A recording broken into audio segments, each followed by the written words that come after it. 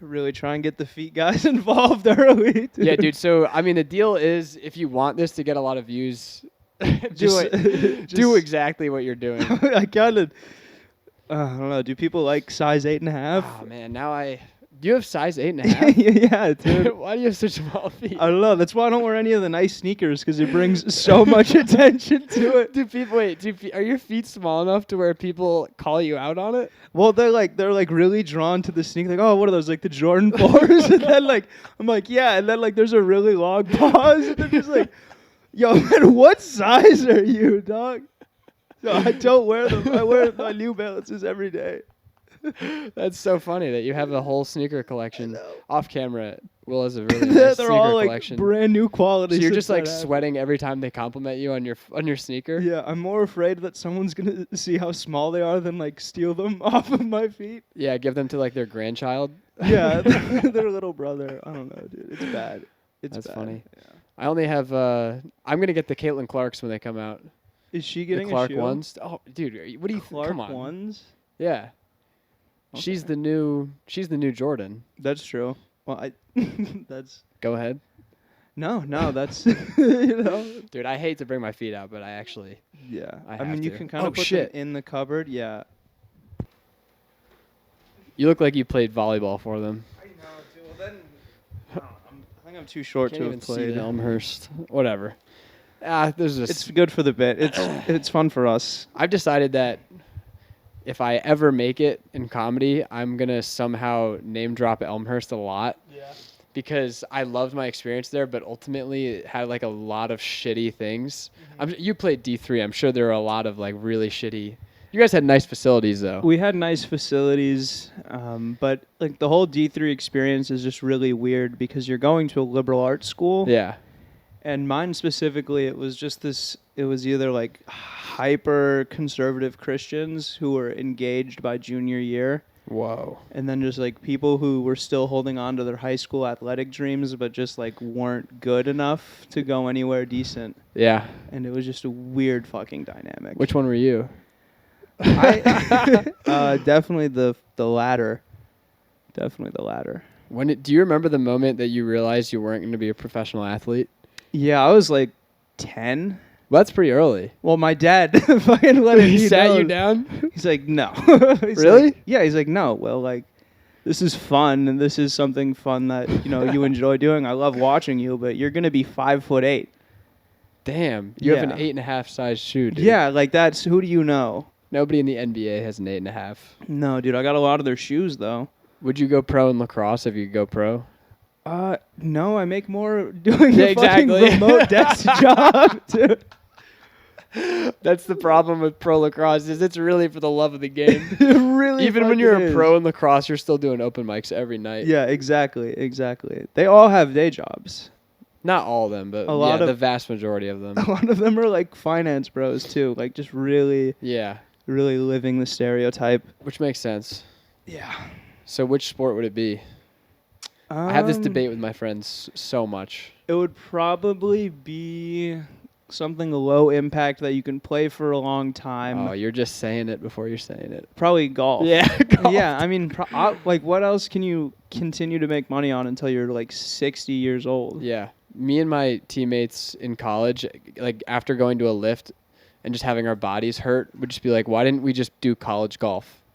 Yes. Why would we not have done that? You just get to go to the range and then be like, all right, I practiced. Yeah, I do that for fun now. Exactly. I practice for fun.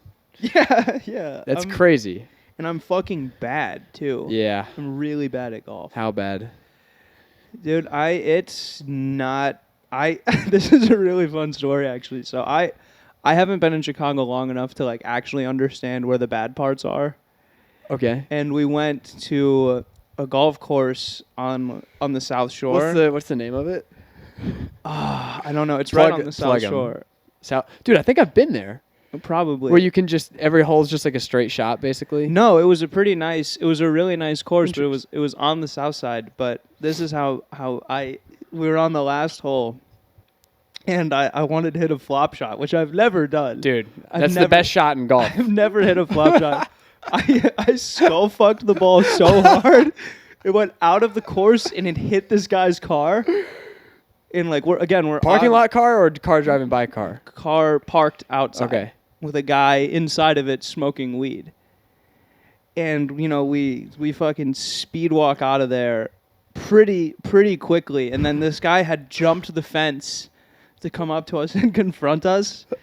And my friends didn't see that I did this. So he's like, "Did one of you guys hit my car, man? Like, did someone just hit my car?" And like, he was asking, but he saw me. Fucking, and it looked so intentional because I'm so bad at golf. Sat there, did a practice swing, lined it up, and just directly line drived his car. But my friends didn't see me do it. It's like, no. Like, they're just gaslighting the shit out of this guy.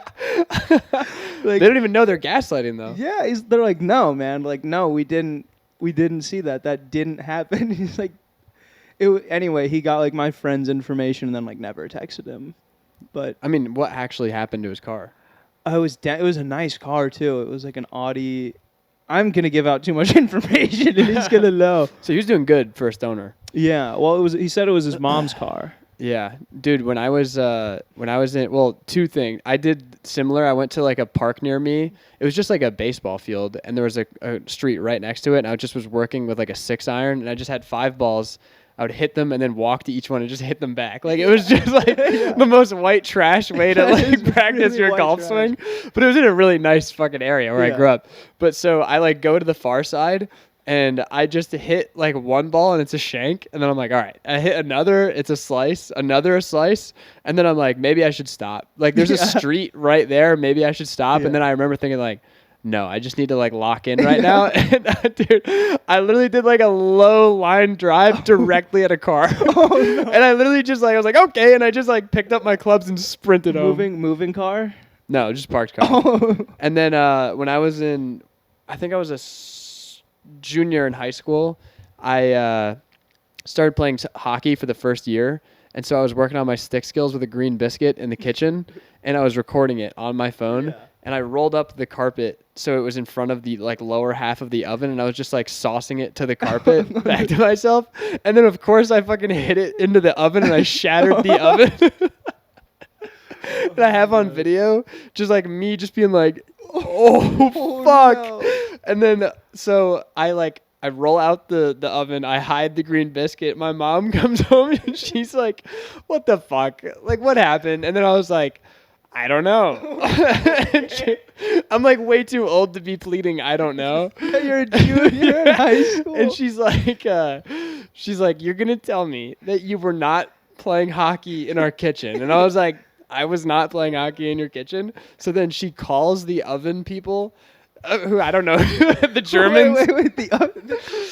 She just calls the Nazis. She calls whoever the fuck has the warranty claim over that oven. And she tells them that our dog ran into it and broke it. That's nice. And they were like, what's your model number? And she gave them the model number, and they were like, oh my God, there was actually a recall on that oven model for the glass spontaneously combusting. No. So we're going to send you a free one. Oh my God. we got a free brand new oven. That's so lucky. I know. It's amazing.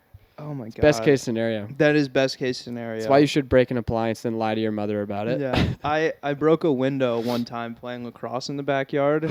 Like, did you ever learn how to string sticks? Yeah, of course. Where you can like put the pocket wherever you want. This was like the first stick I ever strung, and it was a mini stick, and I had a real ball. And I just wound up really hard. I shot it. It stayed in the stick like way past it whipped? the goal. It went behind me and it exploded. Like glass shards were like 25 feet into the room. And it was bad.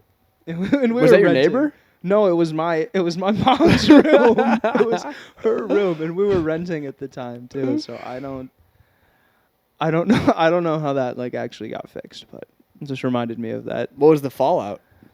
There must have been like a scream, and then you... Well, thankfully no one was in there, but it sounded like... How'd you cover it up? I did. There was nothing I could do. The ball was in the room. Did your mom freak out on you? No, she was mostly just like she was just glad no one was in there. because it like Oh, projectiles the that's glass. such a good reaction. Yeah, my I'm mom's just very, glad that nobody is hurt. My mom's Yeah, very but much. your window's hurt. Yeah, but it's not our house. I guess so. Yeah, Damn. mom didn't give a fuck, dude. Is your mom easygoing then? Yeah, I've never mind. My What? mom's very easy. She's just very easygoing. No, you were gonna say something. I've like fuck it. Who's gonna? No one in my family's gonna. Nobody. Say, Dude. I've like Literally done nobody, unless at they a- have a foot fetish. at And a then, yeah, and then they're not gonna. then say we're finding shit. out something about you. Yeah, Exactly. they're That's not like gonna say. you guys are shit. just gonna look at each other at Yeah, Thanksgiving, dude, and you're like 8.5, huh? Yeah, 8.5. Yeah. Can I have those 8.5s? Yeah. No, All right, what were you saying? We had a. We're gonna talk. This is the most I've talked about cross in the last like 8 years. But I understand, brother. yeah, we went to a tournament in Vail, and we like basically like strong armed my dad into buying us edibles. Nice. And we just got really, really high and just watched South Park, and it was like That's super awesome. wholesome. Yeah. So your parents are okay with you getting high? I mean, I'm 26 now. They don't. But No, I meant back then. it was weird because my dad was like really against it, but my mom didn't. You care. strong armed the one who was really against Yes, it? Dude, yeah. he must not have been that against it. I think he just was like, they're not gonna shut the fuck up until I buy them their weed. Damn, that's wild. Mm-hmm. I got high with my mom. She made me go out and buy weed. Mm-hmm. And it was like when I was coming back from college and my grandmother had died and they were going to spread her ashes. Mm-hmm. Me and my mom, my aunt and my uncle, and she was like, I want weed. So when we're all there, we can all like get high together, AKA just me and just her and my uncle, because my other aunt wouldn't want to. Yeah. But she was like, here's $100 cash, go find weed. Wow. And I was like, well, I didn't smoke in high school, so I don't know anybody. And she was like, you were on the lacrosse team, figure it out. Yeah. So then I had to go fucking buy weed. And then that night she was like, all right, let's smoke some of it. Mm-hmm. So then I had like this pipe. I took a hit and I was like, oh, that's great. And then I handed it to her. And she's always been like, I smoked in college, blah, blah, blah. Yeah. She took one hit and then like slow motion removed the pipe from her mouth. And then she just started drooling. And completely glazed over, and I was like, "Mom, you're drooling." And she was like, "What's up?" and then literally she put down the pipe. She's like, "I'm gonna go to bed now." And then I didn't see her for the rest of the night. And then the next morning she came down and she was like, "That was the best sleep I've gotten in like 20 years." That's awesome. It is awesome. I love that. Yeah. I love that. I'm For just her. realizing we're just like fucking up accidentally and making my mom's life better. Yeah. Just accidentally making my mom's life better. Did she smoke a lot after that? No. No. No. Although I did get my family high for New Year's. That's nice. 2 years ago. When everyone's drunk and they're like, I can do it. They're really into it. Did your family get drunk together? No, I have never seen my dad drunk ever. And my mom was like one of those sad alcoholics, like locked herself in the room. She's good now. She's great. My mom's doing amazing now. Not sad. But there was a period in her life. She just had, we're going to get dark real quick, but she just had like a lot of undiagnosed mental illness. And like that was her coping strategy, was just like blacking out in a room by herself. Yeah. Yeah. You ever done that? No. It is kind of nice. Is it? Yeah. It seemed pretty destructive when I saw it. It is, but there's beauty in the chaos. Yeah. No, in the fuck. Yeah. I just fucked up my friend's quote. I've never been into really drinking, and then since comedy I've fallen into it a bit. But like 2 weeks ago, I just got home from like a super busy work thing, and I really needed to write. And I just I just like didn't feel like trying to activate my mind. Yeah. So I walked to this like little market and I bought a 6-pack of Coors Banquets. Nice. And I didn't think about just how lonely my night was going to be until I like walked outside, and then I needed it so bad that I just like crouched on the sidewalk, and they have like those little gates around the plants, and I just like smacked one open and started drinking it. Yeah, I just started drinking it, and as I was squatted there drinking it, I saw like 4 hot girls our age getting into an Uber to go out, looking at me from across the street, and I was like, I should get home. That had to be such a poor realization. It was bad. Yeah. But then I finished the 6-pack, and my entire body, and then I took a lot of NyQuil, and I later found out you're not supposed to do that. No, that's super dangerous. Dude, I literally, like, my body has never felt better in my life. I was sitting, did you ever do Game Ready for lacrosse? Game Ready? No, It's like they wrap an entire boot around you, and they put ice in, so like your legs just feel like you're in an ice bath. Before a game? After. It was recovery. Oh, okay, okay. Well, it felt like that, but hot. Like my entire lower body was like, it felt like I was sitting in front of a fire. Because it's about to shut down. It felt amazing. I had the most incredible sleep that night. Yeah, dude, like mother, like son. Oh yeah, Callback. That's what we call Yeah, a callback. I thought you were saying that my mom was like overdosed. Just abusing cough syrup. No, Dude, NyQuil that's probably my current drug of choice though. It's so good. I don't abuse. I don't want you to think you're looking around the room as if I like abuse it. I've been like sick for the past 2 weeks. Okay. Sorry that I'm in your apartment sick. The only reason I don't really have a voice right now is because I was singing along to "Creep" by Radiohead. Totally on the way here. So that's totally understandable. But I've had NyQuil a couple nights, and dude, it's like it knocks you out immediately. It is good. And then you have wild dreams. You do have crazy And dreams. then you wake up in the morning, you're like, whoa, I feel so rested. Yeah. And I can think about that dream where I thought about that one person that I've seen. Yeah.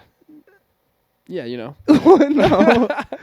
You ever have, Larry David calls them pop-ins? When you're having a sex dream and someone pops in, you're like, oh, what the why are you in this? Yeah, and it's like not someone you would think is attractive. No. Okay. Yeah, or that you wouldn't even think you want to. Yeah. Yeah.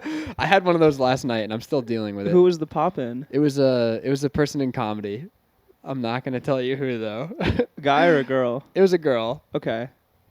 There's like, but they were a guy. I'm kidding. There's like four. I'm There's like kidding. 4 women that we see at the open mics. I feel like I could guess that. No. Well, okay. Should I let you try to guess? No. Was she at a mic that we were both at recently? Because I saw when you walked in, you did look at her kind of weirdly, like you just had a sex dream about her. Wait, what? I don't know. I'm just not that into like the drama part of it. I guess. It's like middle school. Yeah, I would just like to show up and do my time and hang out with people. And like I'm learning about all these. I've only been doing it in Chicago for like a year and a half. Yeah. So I'm like really starting to learn the little beefs and. I still don't know like anything. Yeah. Every single time people are talking about it, I feel like a little kid, and I'm like, I don't care. I don't know. I'm not. I don't care, but it is juicy. I found out recently that I told Tyler about this, but like I found out very recently that there are 2 people in the scene who like viscerally hate me. And really? they're like they have taken actions to prevent me from getting booked on shows. Really? Correct. Wow, that's I'm sorry, that sucks. Yeah. Isn't that dumb? Do you know what you did? I told a joke that they thought was racist. That they thought was racist? Or that just was obscenely, objectively on its face. It worked in the room before it, 20 minutes before, Yeah. and then it bombed horrendously, and I could see how, in the absence of laughter, you might believe that I am a racist man. But no, I was also a very green comic, and it's like, obviously I'm not racist. Yeah. But I remember it was about Hinge and how you can sort by race. Can you? Yeah, you can. That's insane. That's the fucking point of the bit. That is crazy. The whole point of the bit is how can you do like how did we let this happen? Like you can't sort by weight. But you can sort by race. Yeah. Isn't race crazier than weight? that is. And then the whole like act out was like, and this is where I went wrong. This is where the problem is. But I will say this act out verbatim worked in the room before this. Okay. With honkies and non-honkies. Okay. It was like can you imagine that boardroom meeting? And they're like, okay, new updates, new ideas. What do you guys got? And someone was like, you should have a voice prompt so you can like hear what they sound like. And they're like, that's a good one. And they're like, we should be able to like do like polls where there are like multiple options to engage interaction. And like, yeah. And then one guy was like, I'm seeing a lot of black people. Oh no. Oh, I wonder how they could misinterpret that. I'm a strong believer that anything can be funny. if it's if you're towing the line well enough. Obviously that's not towing. That's just stepping over. Yes. But the thing is, if you had changed out black for another race, it would be a different story. Yeah. So Even like white people too, like Yeah. punch it yourself. yeah, Seeing a lot of honkies. but it's not as funny. But yeah, No, it's not. It's that not. because it's a violation. Like that's why. I mean, dude, your comic almanacs. Yeah. It's yeah. Those are pretty bad. But that does need to be rewritten to be a bit more. I do like that though. I think that's really funny. Should I reprise it just to show these people? I told them on stage after it was going so poorly. They called me racist Yeah. in the room, and then on stage I was like, I'll be back here in a year and I'll do this bit again. Oh, and I just no. never came back. Yeah. Yeah, What room was that? it was 8-bit. Do you remember 8-bit? No. I don't think I've ever been. Yeah, the two hosts are the ones who hate me, Okay. and so I don't want to know who. I don't want to look at anybody differently. okay, I won't tell you. Yeah. But one of them in a green room said, I can't stand Harry Meredith. I can't stand his comedy. That's great. And then the other, my name was brought up to like get me booked on something, and they were like, "No, I don't like that kid." Wow. I know. That's tough. It's pretty That's wild. really tough because It- we're all trying. We're all trying to That's make what bothers me. light of things, and you're going to step. I mean, I'm not personally very dark, but like someone who's dark, like it takes like 400 tries before you can figure out where the line is and how to I've balance done on it. 420 sets. I still don't really like you. That's like you're trying a lot of shit, Yeah. and that's why I'm so upset about it. Is because like, how can you not understand that this is what we're doing? Yeah. It's like, yes, obviously what I said was stupid, and Yeah. I have to change it and make it better. But like, how can you get mad at somebody who's just started doing this Yeah. and is just fucking up? Yeah. Isn't bombing enough? Yeah. Isn't like the not laughter like Yeah. the feedback that you needed to know that something needed to change? Yeah, exactly. Although, if I'm being honest, at that point I would have been like, it's 50-50. I'd have to go to one more. I'd have to go to one more room Yeah. and then see. You could take that to trigger warning. Yeah, but That's- the thing is that's confusing is the room that I did it in that it worked was not like a trigger warning room. It was just like a light, It was the 7 p.m. like at a Lincoln nicer Lodge. room. Oh, okay. Okay. So it was just like and that was a really like liberal room Yeah, I mean it's because people Chicago would. comedy. Yeah, I mean, yeah. Yeah. But I mean, you can say whatever you want. Yeah, I mean obviously within reason, but that to me just doesn't seem like anything more than just a joke where you're trying to figure out where the line is. Yeah, I'm just being shocking. Yeah. It's like, exactly, do you yeah. believe that I'm racist? The guy at the boardroom was racist, but you're Exactly. I'm You're just the not. guy telling the tale. I'm just telling you what happened. and I'm trying to explain how that's crazy, like how that shouldn't be a thing Yeah. that happened, because If it's anything- ridiculous. If anything, you're being actively anti. You know what? That was probably the biggest anti-racism bit I've ever taken upon taken upon myself of doing. Yeah, you're welcome. You're all welcome. Actually. They have no idea that I'm a hero Yeah. this whole time. Yeah. Yeah. But to be fair, you are the only person that's liked my.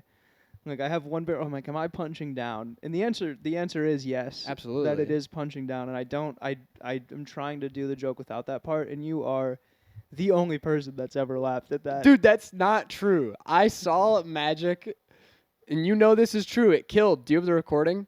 Not that one. I have it bombing several times. I have so many. I mean, if you have the recording of Lottie's, go listen to it because you Okay. did it and it killed. He did it. Do you want to explain the bit? Yeah, the bit is. You could do it. There's enough room for you Yeah, to do the it. bit is honestly very innocent. Okay, and it's actually a very woke stance. It's very innocuous. It's bit. about like the I have not done this bit in so long, but it's like the TikTok influencers that are like they're like positivity influencers, and they're basically exploiting homeless people is what they're really doing at the end of the day. But they will go around and they will pretend to be homeless. Like they'll put on tattered clothes. They won't shave for a couple days, and they will sit there with a camera, and ask people for money. And when someone gives them money, they do like a little interview, like, oh, like why'd you give me the $1? And the person will always say something nice, like, oh, it's just the right thing to do. Like you obviously need it more than me. And then there's the big reveal where they're like, oh, I don't actually need it. Like here's $10,000. So the bit is just me going around just indiscriminately giving money to every homeless person, just praying that they're like an influencer who's going to give me $10,000. And that part usually gets a laugh. But Yeah. the part where I lose people, and looking back, I don't think this is funny. I still do. think this is funny at all. I still do. But the part where I lose people is, like have an act out where I'm like, oh, like, here you go, here's the dollar. It's just the right thing to do, like, you just need it. I'm actually not doing that well financially, personally, but you obviously need it more than me. And this is where I lose people. I'm like, I stood there long enough to watch them do one of these.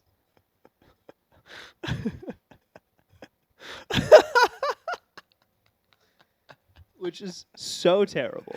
Dude, you did that like gently swaying in Lottie's for like 30 full seconds. I really held and it. it just kept killing. Yeah, every time I do that, people go, "Oh," like they're like that. I know. It is about but it doesn't hit the way that I want it to hit. At all. I'm trying to work on a bit about how my dad died as a diabetic, and the whole thing is like he overdosed, but it's like the lamest overdose. Sugar. It's like really gay. Like candy.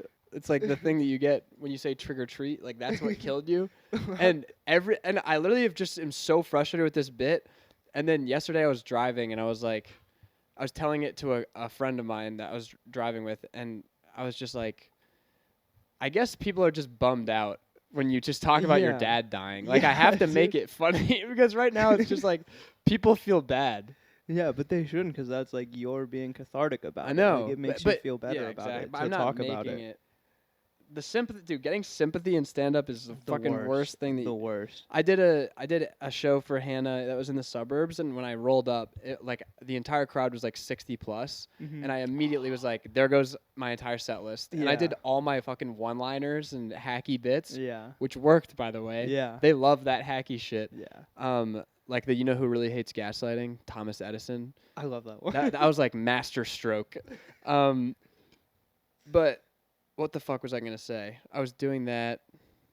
Dude, am I actually going to lose my train of thought? You were doing nice one-liners for the old people. Going to Hannah's show, suburbs. But you were talking about your dead dad and people dad. being sympathetic. So I used to have a bit where I talked about, actually forget, but how I got into it was I would just say like, my dad died, that's gay. And that would, in the city, that got a laugh every single time I did it. Because for other comedians? Yeah. Yeah. Every single time. Yeah. And then I did it in front of 60-year-olds, and they were all like, oh no, are you okay? Yeah. And I literally, in the recording, I was like, whoa, I did not count on you guys having sympathy for my fucking dad. Because you do stuff to comics, and you forget that they're not regular people. Yeah. And then you say it's a regular, I went home for Thanksgiving and I made a Jew joke, and my mom was like, whoa. Yeah. And I was like, no, I say that with my Jewish friends. And she was like, not here. Bless you. Thank you. I had a similar experience at the Coles open mic, because that was my first and only time there. Not because I had a great time. I'm not super free on Wednesdays. But I went there, and I have a lot of stuff about like my family and their problems, and like I have a newer bit where it's like and this is all 100%. The day I actually have to write a joke out of thin air is gonna suck. But dude, you've definitely done that before. No. Let's come back to that. Okay. All right. That's funny. But the joke is like, well, like my parents fought. They hated each other. Like they had gotten divorced, and then when I got to high school, my parents moved back in together. Like, not to be romantically interested, but just to like raise us in the same place. And there's like nothing you can't do, like, and we would still try and be a family. There's nothing you can do, like, as a family that like you can have a fun shared activity. So we would go to the dinner movie theater. The dinner where they like come around, you get a menu and you watch a movie and people come by and serve you. And the joke is like, we did that because it's the only way we could eat a meal together and not have to make eye contact. Yeah. And someone went, "Oh, that's terrible." I was like, that's the whole point. Yeah, the point is it's bad. Yeah, and do you have a part of that about how you can't talk too? What do you mean? Like, if you're in a movie theater, you're not supposed to talk. Yeah, that's the whole thing. So you could literally like shush somebody. Yeah. And they'd be like, "Thank you." Like, so like, Dad, like, what's the deal with that? Shh. Yeah, like shh, not now. Yeah, and then like the punch to that is like, but things would fall apart really quick when we got back into the car and had to talk again. And it's like, Dad, what'd you think of the movie? He's like, well, I thought the wife character was kind of a bitch. It's like, Dad, we saw Bug's Life. What are you talking about? Yeah, that's good. Oh, dude, I have the recording, and I do feel really cool because it was just like right on par. One thing we would do a lot is we would go to the dinner movie theater where you watch a movie and then servers come by and give you food. And I think we did this because it was the only way we could all eat a meal together and still not make eye contact with each other. And it's terrible. Yeah, but that's the Yeah. Did she say it's terrible? Sorry. He's like, oh, that's terrible. Like, that's the whole point. Yeah. That's the whole point. You got to pop after that though. I did. You can hear Tommy Saxon just losing his mind. Actually, like you hear Tommy losing his mind at that. Yeah, it's one of those things where it's like you can build tension, but you have to release it. Yeah, you have to. And so that was like the real release. So when Yeah. you said the initial thing, everybody's still like, oh, or they released it in not a good. It was like a sad. Yeah. But I bet that's worked with some crowds where I they mean, don't feel bad. It did work, but it just that one guy, I thought it was so weird that he's like, this guy's just opening up to us, and he's just like telling us about his life. Stand up. Yeah, It's like 99% of comics. Yeah, I'm being vulnerable, but like I'm not doing it so you feel bad for me. Yeah. No. Oh God. Yeah, but that was a crazy crowd too. They just That's you can hear also, it. They're just like, talking the entire time. I'm assuming your best friend. I mean, Tommy was literally laughing at that happening to you on stage. Yeah. Like your best friends, when you tell them bad shit, are like Mhm. dying laughing. Yeah. It's like those in between people that you're not quite good friends with. They're like, Yeah. "Oh my, are you okay?" You're like, Yeah. don't act concerned. What the Yeah. fuck? Yeah. That's weird.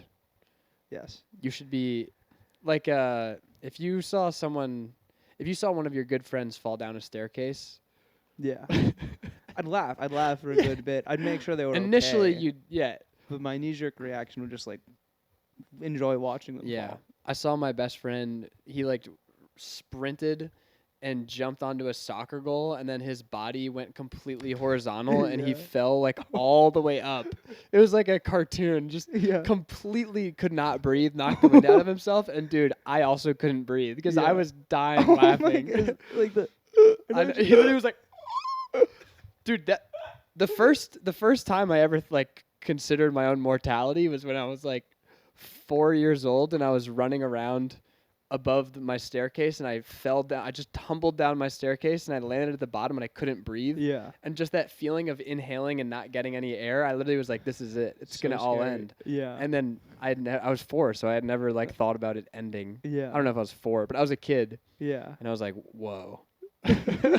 No way. That could have been it. all those wasted finger Yeah. paintings. And then 20 seconds later, I was running at the top of the staircase Just again. the same- Yeah, just no completely no no recollection lesson of it. learned at all. Oh, that's great. That's really fantastic. My parents also, like my mom, my parents got separated and then divorced, but she still lived with us for a while. Yeah, it's weird. And every single thing that we did together was just tense yeah, the entire it time. just You never were just- gets released. And it was like at some point, Dad is gonna make Mom cry, and then he's gonna make us cry, Yeah. and then he's gonna cry. Yeah. And then we have to feel bad for him. Yeah, But it was just always this tension, and it was so Mhm. uncomfortable. yeah, It horrible. sucked so bad. It was the worst. Yeah. Like just so weird. Like just your mom sleeps on a couch every night. My mom, dude, we had a barn on our property, and my mom moved into the barn. Like, With were there like live animals in there? It's just like yeah, it's your whore mother and the chickens. no, in no, there. no. I had such a weird fucking situation growing up because it was like this. My Farm? parents got this property. It wasn't a huge property. Yeah. But it was originally like it had like a tiny farmhouse and then a nice barn. The barn was like bigger than the house, and then they built like an actual house Okay. over that. So but we always just had a barn. Like Yeah. like a 2-story barn. And then my dad he was a stay-at-home dad, so Nice. he really didn't do a lot. But over the course of like years and years, he did eventually refinish the upstairs part of the barn. That's nice. And it was just in time for my mom to be like, well, if only we had a place where I could live here but not really live here. Oh my god. So she was upstairs in the barn. That's insane. And then we had like like our TV was like downstairs in the barn because my dad was like, we need to watch less TV, so I'm gonna put it in the barn. And then he would just walk to the barn every day to watch TV.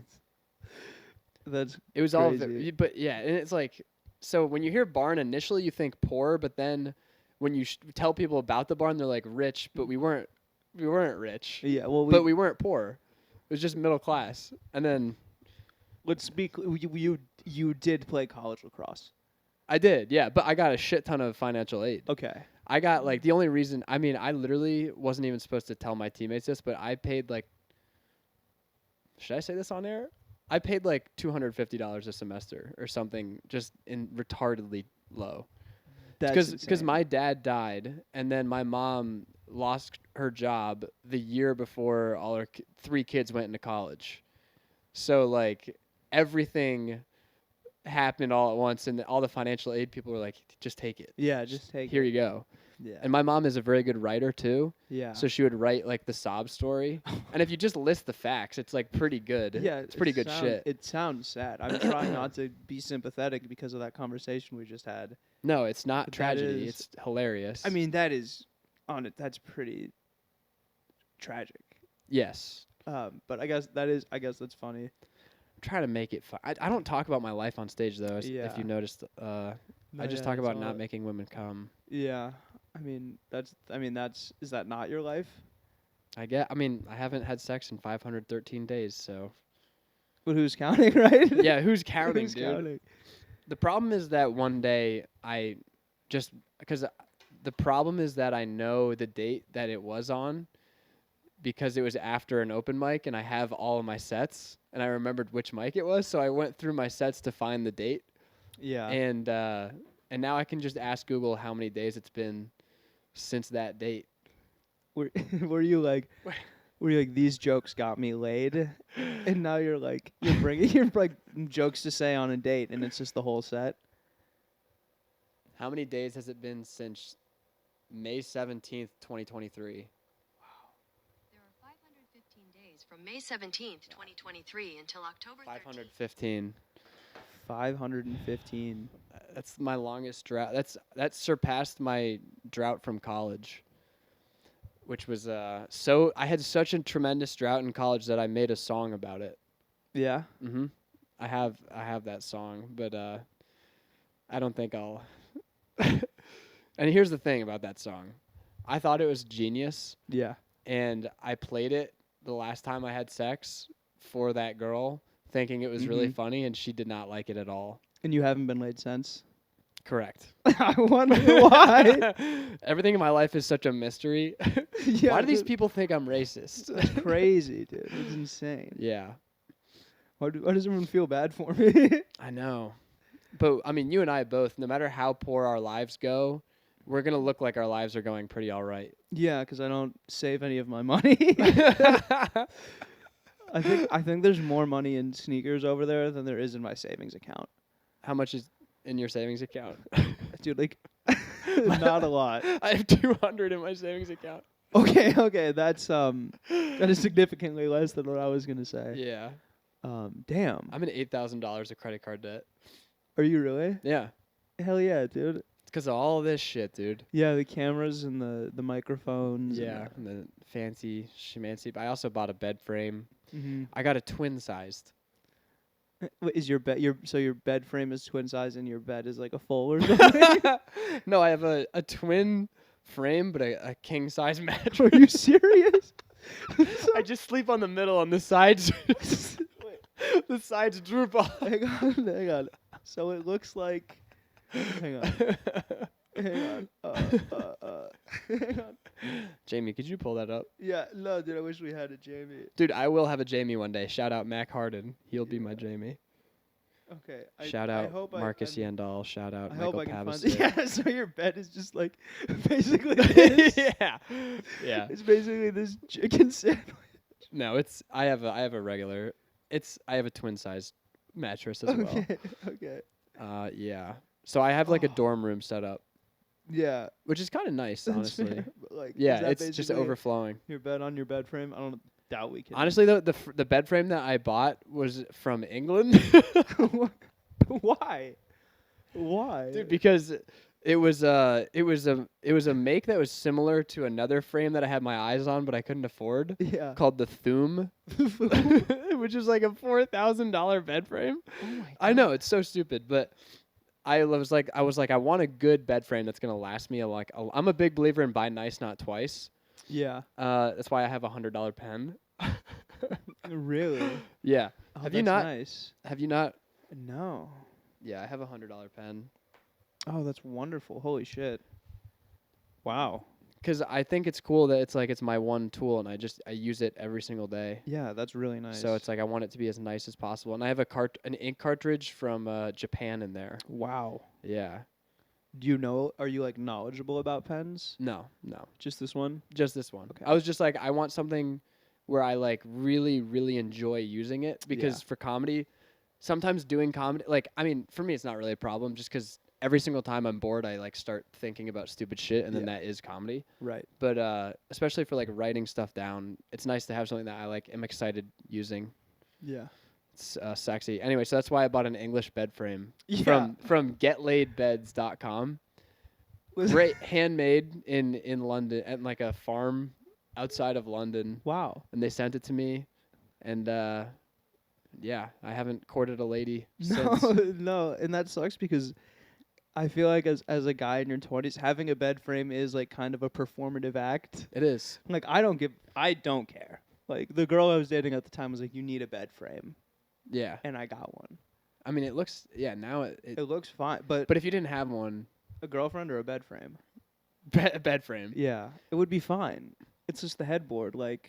Yeah, I mean, I feel like men in general are just much better at. Well, women have to they have like that instinct to make a nest, Yeah. and men will sort of just like set up a lawn chair and be like, "This is fine." Yeah. Yeah. It's just like, dude, it's just like that meme where it's just like this is literally all it takes for a guy to be happy. Uh-huh. Like I have a neighbor, and it's everything is like super close. This is not like a nice building by any means. You can see into everyone's apartment, especially since Which is I'm on the cool. 5th floor.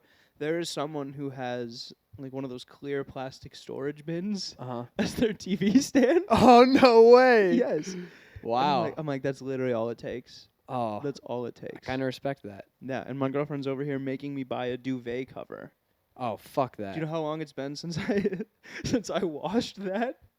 Probably over a month. It's probably been like 3.5 weeks. I've never washed my duvet cover. Really? Very. Dude, and I need to do my sheets, which I haven't done in at least a month and a half, and my washer dryer unit is broken. And I have one pair of underpants left. You've just given up on pussy, haven't you? Dude, because if by now I'm not gonna rip in you, but if by some miracle, like a girl, if by some miracle you get a girl over and the stench of your bed alone is going to turn her around. No, Yes. I'm not a stinky. I mean, Matt Calhoun constantly tells me how bad I smell. but Dude, you haven't washed your bed in months. yeah, I haven't. That's stinky. No, That it's is- fine. I don't think it's like. I don't think it's like. I mean, honestly, I got COVID and my smelling hasn't been great since. So I don't know. Okay. But if I had someone in my room that could come and like clarify that for Just me, that would be cool. Yeah, just like walking in like, all right, you're good. Yeah. But, I mean, it looks nice when you pack all the corners in and everything. Yeah. I've got a nice setup. I've got a very nice setup. Okay. Yeah. That's nice. But it's not conducive to getting laid. Yeah. Well, neither is my studio apartment, but But you're already a committed man. but we stay at her place a lot more than we stay at mine. That's fair. Yeah. I feel She's like- a queen. She has a queen bed. And she washes her sheets Is that a full? religiously. That's a full, yeah. I mean, that looks plenty. It's because I have a queen size duvet. Dude, I do too. I have a Yeah. queen size duvet on. I'm not joking with you this time. I have the queen size duvet on my single and it actually does just drape over the sides. Yeah, but it's kind of nice because I just jam a bunch of shit under my bed. And then you can hide it. Yeah, yeah. Yeah, if you lift it, there's like 3 children under there. Dude, we're gonna reach the sickest audience of 11-year-olds. Yeah. You put everything under my bed, and It's just nobody like a quiet knows. place. Yeah, And you can do the thing where you like tuck your feet under. yeah, that's my favorite. Get Like I real have to cozy. I have to be burritoed in. Oh yeah. I'll I start have to. burrito, but then in the middle of the night I gotta let loose. Yeah, yeah. Well, because I get so hot. You get hot too? This, I mean, for some reason, this building is 2 guys talking about so how they get hot. is so ungodly hot. Yeah. This building, I don't. It's nice because I don't have to pay for heat in the winter. Are you But, serious? dude? I'm gonna turn. I'll tell you what. This is what we're gonna do. Do you have any? Do you have a gray shirt? With me? Yeah. No. Okay. I am gonna turn the air off and put on a gray shirt, and we're gonna see how long it takes to just have fully doused pits. No, don't do that, dude. Don't do Okay. it. Because I'll sweat too. Okay. I don't. I'm wearing a jersey right now. Yeah. Okay, that's fair. I respect the fact that you were willing to just sweat like that. Well, I'm sweating now. I also have just chronic anxiety. I'm always sweating. You're anxious right now? Not anymore, but I've never done a fucking podcast. I don't have any interesting thoughts. So I wasn't That's sure. not true, dude. I wasn't Oh yeah, sure let's how go to this was that. Let's gonna go to why you can't. You think you can't write. Not. By the way, I will say, every single comic that has a bit that's like not related to their life is still somewhat related to their life, but Yeah. it's like their experience with that topic. Well, I mean, I guess the one about the homeless influencers, like I haven't actually. That is true. But like when I do, and I do give money to homeless people when they ask because I'm And a I hero, do. and I do. You have to ask, and you have to say please. Yeah. Well, when they If they don't like, say please, I say, what do you say? there is like a part of me that selfishly hopes like someone with a lot of money sees. Yeah, of and then- course.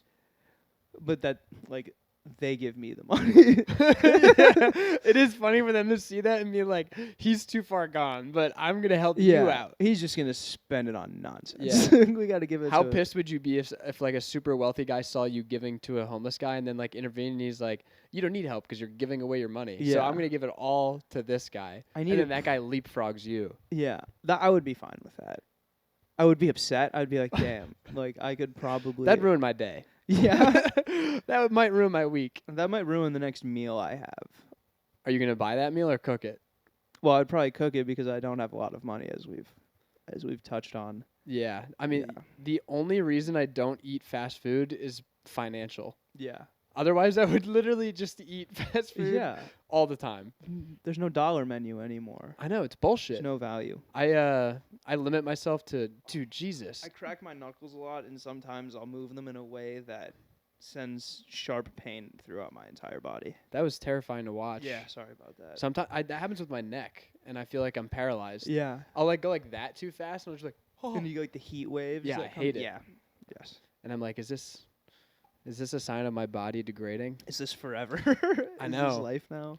We're so young, man. Yeah, 26 is the new 19. You're 26? Yeah. What? Yeah, I'm 26. Damn. Yeah. I'm 24. 24? Yeah, I thought we were the same age. 26. Comedy is so weird because I think of people as in classes. Yeah. So like, and Maddie Naughton the other day told me she was like, you're in my class, like we're in the same class. Yeah. Talking to me, and I was like, really? Because she's older than me by Yeah. like a couple of years, and then she was like, yeah, we've been doing comedy for 2 years. Yeah. So we're in the same class. Yeah. Yeah. You're one of the first people that I had the courage to go up to at an open mic and be like, do you want to be friends? Like, can I take your number? Like, you I would love serious? to- Yeah, it was you and Hannah and a third person. This was like. I hope it was Matt Calhoun because This that means was- that you forgot him. That'd be upsetting. I'm sorry, Matt. He's not gonna listen. No. Yeah, but like, you guys were just talking. It seemed like you guys were friends, and I was at this point going to every open mic by myself. Uh-huh. And I was like, oh, like, can I grab your numbers and like we could all maybe go to a mic sometime. Like, I'm very new to this, and I actually met Kyron that night. Am I saying his name, by the way? Yeah. Okay, Kyron. Yeah, Kyron that night he came and he was like super animated and like Oh man, that's gave everybody big hugs, and he was like just this big like energetic, like very kind person. I was like, I would love to like be friends with these people and like go to mics with them, and that would be like so fun. And we never actually went to a mic together. I don't even think you gave me your number, actually. Yeah, I was gonna say I didn't have your number. No, There's no way I turned down your We request. probably just forgot. Yeah. What the? But I mean, that's still really cool. Yeah. How early on was that into comedy? That had to be, well, I did, for me personally, like I did a little bit of stand up in college, like maybe 8 mics. Uh-huh. And then I just stopped until last July. So that was probably like maybe like September, back when I was still going to Beer Belly every week. Yeah. Yeah. So that was 2 months in? Yeah, probably about 2 months in. That's pretty early still. Yeah, it And was that takes very early. huge balls to go up. Well, I was like, if I have someone like hold me accountable and like go to the mics with, Yeah. because I would also go and just like not really talk to anybody. Like I am like kind of a shy person, like with brand new people. Yeah. It is really hard for me to. I'm like, right there with you, dude. Yeah, it's really. I hard. literally I started comedy and I was like I still believe this. The hardest part of comedy is not performing comedy. The hardest part of Yeah. comedy is going to the place that you have to perform comedy Yeah. and then sitting and waiting Yeah. and having to talk to people. Yes. That is way more scary. Yeah. Like 100%. I would just sit alone at open mics for I think Mhm. a couple months. I Yeah. think like maybe like 6 months. Yeah. And then I started talking to Drew Gregory. Yeah. And Oh, he's a then really nice guy. Just started snowballing, and now I feel comfortable at some mics, yeah. which is wild. I feel comfortable at some mics. Yeah. Well, I mean, it just depends on who's in the room. Yeah. I mean, I generally feel comfortable now, Yeah. but it used to just be constantly terrifying. Yeah. Your mic is really good, dude. It's It's 'cause like it's such really, a really small good. room. People have to talk to each other. Like people have to talk to each other. It's intimate. It's very intimate. And then my favorite part about it, like how small the room is like you have no choice but to be engaged and like Yeah. give the person who's talking into the microphone your attention. Because you look like a dickhead. You look like a fucking asshole. You look like an absolute dickwad. Like there's no like back table where you can just be like, oh, what jokes am I gonna do tonight? Yeah. Like you have to give them respect and attention and the feedback that all of us desperately need for these jokes. Mhm. So I that is like my favorite thing about that little room. Literally before I did that vouch show, I went out of my way. I was like, I have to do Will's mic Yeah. because that is like the best indicator of actually having a crowd that I can do.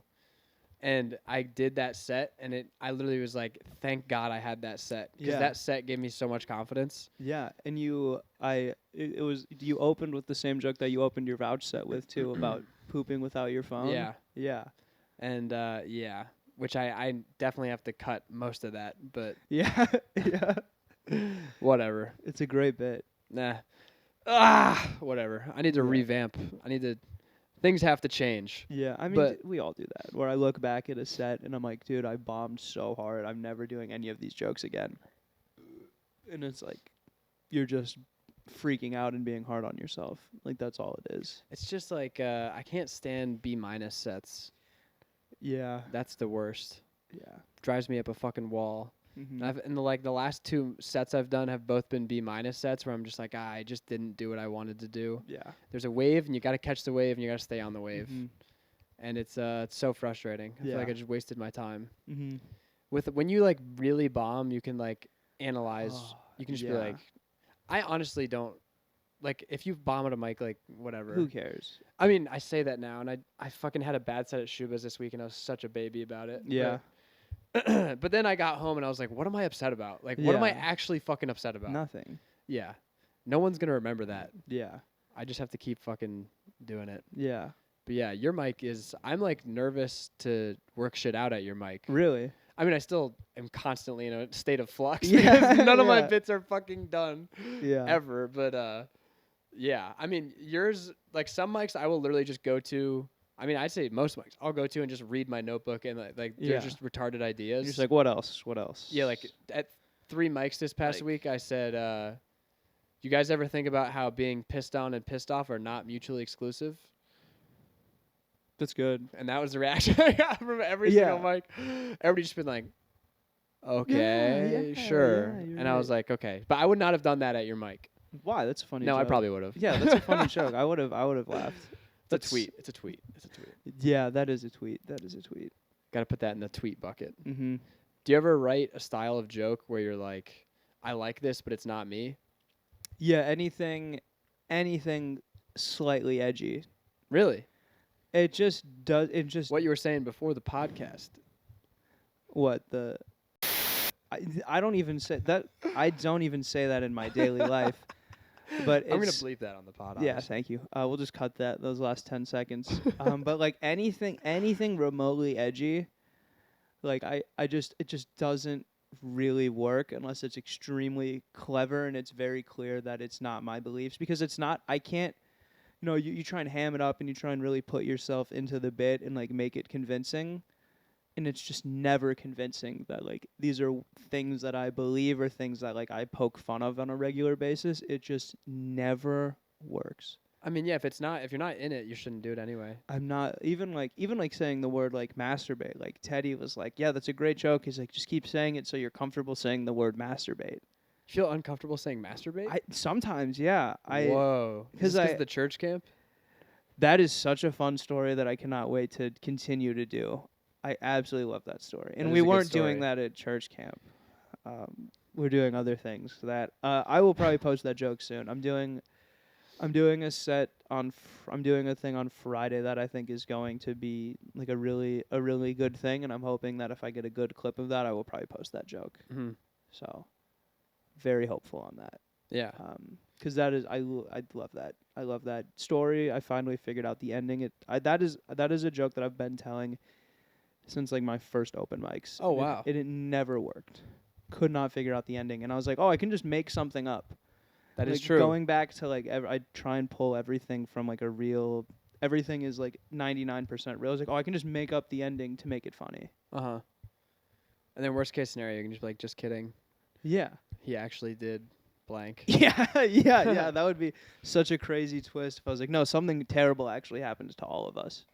I've heard that as long as it's emotionally true, you can say whatever you want. Yeah. Which obviously people are going to abuse that. Yeah. But I think the core should be true, at Yeah. least. I mean, there's some people like Brandon Kiefer where he'll like talk about his childhood and you just think like, I wish I just had those experiences just so I Yeah. could talk about them. Like he has this one bit about how he wanted a dog, but his dad didn't want to get him one, so he got him a squirrel. And he was like, this is not like a pet squirrel. He's like, he caught a squirrel and he released a wild squirrel in our house. And he would not, we let him out of the cage one time, he never got back Oh in. my And he was like, so God. we just lived with a squirrel Dude. for like 9 years. And you just hear that, you're like, you're just saying what happened in your childhood and it's amazing. That is insane. And I totally believe that too. I totally believe completely that, yeah. His life is fucking nuts. That is hysterical. I know. It's That is- incredible. That's sensational. So it's like I've had really stupid.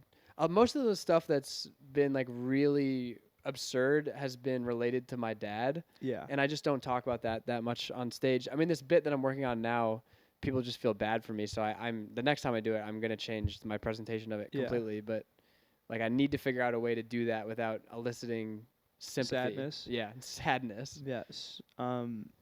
If I may, May. I was at a writing session. Shout out to Elaine Golden. At her Shout out place. Lane Golden. Super and awesome. Samir was working on a bit that like is really dark, and he was like, "Oh, like my friends weren't smart enough." Basically saying my friends weren't smart enough to survive the genocide. I've heard him do this bit. And someone gave him the tip, and it's really smart. It's like you need to separate yourself from the friendship part. Be like other people, because you had the same problem where people are just getting sympathetic. But if you take away the relationship that you had with them, instead of saying like, "Oh, my friends," because it's gonna say, "Oh my God, his friends died in a genocide." I Just say, disagree. like those people, like other people, weren't as smart, and it takes away the part where they're as sympathetic. I disagree. Really? I think that if it's somebody that's related to you, like a friend, then it's gonna be you have the ability to build more tension Yeah. because the audience is gonna care. Like the stakes are higher. Yeah. If that's a story, you want the stakes to be as high as possible, Okay. and then you want to pull the rug out, and that's gonna be more effective if the stakes are higher. There's like more disconnect, which makes it more palatable. But I think Yeah. if you can manage to get it to a point where they accept it, then it's gonna hit harder if they are as friends. Yeah, I didn't think about that. If that makes sense. That's a really good point. Yeah, you're just building way more tension. And also, if you're telling a story on stage that happened to you versus a story that happened to just like a friend, like some people will be like, this happened to a friend of mine. If you just say it happened to you, it's gonna hit way harder. Yeah. Because they're like, you're the person telling the Yeah. story. And then they get to have that experience. Yeah. Versus you're trying to give them an experience secondhand. Exactly. Yeah. Which is never as cool. No. But I don't know. Talking about people dying in genocide is normally pretty rough. Yeah, I usually stay away from. Unless it's like a hack Holocaust joke, and then it's a gimme every time. Yeah. and You do love then it's those. like gonna work no matter what. Really? Yeah. Yeah, I That's mean, just- I can just It's a make. fucking layup. I have a bit that I haven't worked on in a very long time about how if I went, it's so fucking hack the premise of like going back in time to kill Hitler, but like the whole thing is like I couldn't do it because I like validation, and he would have just like thought I was beautiful. like you can't kill someone that thinks you're perfect, Oh my god. dude. It works, That is good. and like older crowds like that too, Because they were there. and it's yeah. We were on the beaches. I made a joke about Omaha Beach. No, I made a joke about the beaches of Normandy. Yeah. And this old couple came up to me after it was the Hannah show with like the 60-year-old crowd. Yeah. They came up to me and they're like, "How do you know about World War II, young man?" And I was like, "I don't know. I watched the History Channel." And they're like, "We weren't even like that. Those were our parents fighting." And I was like, "Oh wow, that's kind of wild." But why would they think you just haven't? I know it's like they don't think that I could have just looked it up. They're like, Yeah. he must have heard this through the grapevine. Yeah, like a story that's been passed down. It's through like one of the most generations. famous invasions of all time. Ever. Yeah. So- I know about it. Exactly. Beaches of Normandy, dude. That's Yeah. that's a classic. Yeah, my great grandfather was commander of a ship on D-Day. Whoa. Yeah, or my great grandfather. That's badass. Yeah. Yeah, he was mean. He was a mean guy. Oh, he was a German? No. No, he was a really stern guy. In like a family of goofballs, he was a really stern guy. It makes sense that From he the was war. the D-Day guy. Yeah, from the war, obviously. What's his name? That was my grandpa Watt. Watt's was a never been the fucking- same. He was a badass. He was a badass though. He was a true badass. Yeah. May he rest in peace. I would not do well in war. No, me either. I'm too soft. I wear contacts. I couldn't be in war. Dude, I think I have a bit that I want to do about how, because it's been a Hinge prompt and it's my most liked Hinge prompt, and I'm convinced that people with glasses are fucked if we're in literally any apocalypse scenario. Yeah, But it's 100% true. I don't think you're allowed to get drafted unless you have 20/20. Really? Like 20/20 vision. Yeah, totally could be wrong. That's but like, bullshit. I'm not saying it's bullshit as in it's not Yeah. true. I'm saying that's fucked up. Yeah, Because you should refuse to draft 20/20 people. You should only Yeah. make people who aren't perfect serve. I feel this is somehow circulating back to the. It is Hitler thing for eugenics. you. Yeah, yeah. Have you heard do you watch Jim Jeffries at all? No, I find it so hard to watch comedy after like watching other people do it every single week. Damn. It's really hard for me to like just watch it in my spare time, which is bad. I do need to watch like actually good stand up instead Mhm. of just being like, yeah, I did pretty good at this open mic. Yeah, great stand-up is great. Bad stand-up is really bad. I watch great stand-up to wash away the bad stand-up. Yeah, It's like a palate cleanser for me. yeah, Especially after a bad set, I have to listen to somebody who's good. yeah, And I'll go to like Louis or Tosh or Norm. yeah. And then I'll be like, okay, so being funny is possible. Yes. Because sometimes I just feel like I don't know what a joke is. I don't know how to write. I don't know how to be funny. Mhm. But then when you watch someone who's like a master at it, Yeah, it's very inspiring. that's true. Especially in person. I saw Yeah. Attell at the Den a Oh couple my weeks God, ago. Yeah, that was pretty recent. I literally the entire time, and all I was thinking was, I should just be writing right now. Yeah. As I was watching one of the greatest living comedians, Yeah. I should be writing. Yeah. Just because he was so good. yes. Yeah. Yeah. Sometimes I'll pop on Ellen DeGeneres' new special. Just to make yourself feel better. Yeah. Yeah. Oh man. I saw a clip. I don't know if it was edited or not, and I would love for you to superimpose this in post. But it was just her Oh, go ahead. like it was just her being like, yeah, like I'm a hard basically her saying like I'm a hardworking woman, and but like in a more verbose way and like a Mhm. longer thing, but basically like, yeah, I work hard and I'm a boss bitch or something. And I hope that it was edited because there was like a 45-second long applause and cheering break. And I guess it's only funny to me. But she. But the crowd literally claps for like 45 seconds. Like it's a comedically long applause break for just like pandering to. Yeah. Ironically, it's comedically long. Yeah. Yeah, exactly. But if you can find the clip, I would love for that to be like I don't know like if you just have to be your own Jamie in post, I guess. But It's a lot of work. it's really funny. You're actually asking so much of me I right know, now. I dude. know. At the minute, 1 hour 7 minute mark. Yeah. And I you mean, gotta blur out my toes too. no, dude, we have to leave those. Yeah, I can't believe you have such low socks. I'm. They're more into like the tube socks. I'll tell you what. I have not done laundry in a while. Oh, look at These- that. These have never been worn, Really? and I just opened up a box of new underwear that I haven't washed yet. So you're living like high class, highfalutin. Well, no, because it's gross. I'm gonna have strings all over my feet and balls Oh, I didn't think because about the they strings. haven't been washed. I'm gonna have a really pilly ball sack after this. You know what I will say? Those socks are a little bit see-through. They're extremely. I don't like see-through. that. It's like you're wearing fishnets. It's like That's really gross, Like dude. It this- looks like an alien egg. like those deep sea fish. Yeah. where you can see like right. Oh my god. That's really gross. Yeah, I'm putting them back in the cabinet. Yeah, dude. I'm putting them right back Way in. to get them back in. I mean, you could make so much, dude. I just saw the Bible from 30,000 feet. And I Yeah. thought it meant 30,000 pairs of feet. Yeah. Uh, The Bible for people who want to see 30,000 pairs of feet. Yeah. No, this was a gift. It hasn't. It admittedly hasn't been opened. Wait, what is that? What is that? It's just like I don't know. I have a lot of. I have some religious family. Oh yeah. So Are you it's- ever? Oh, this literally has dust on it. You could Yeah, like do no, the I In- was- You I could do was- the Indiana Jones thing where you like blow the dust off. Yeah.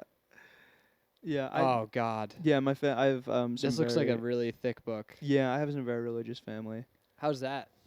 It's great. They're super positive. Are you religious?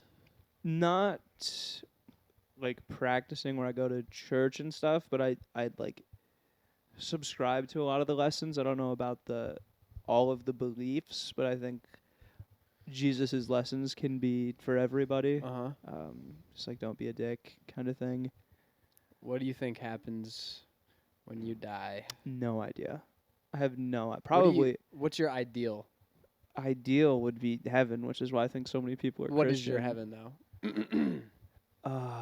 That's the thing. Like that, I do think about that.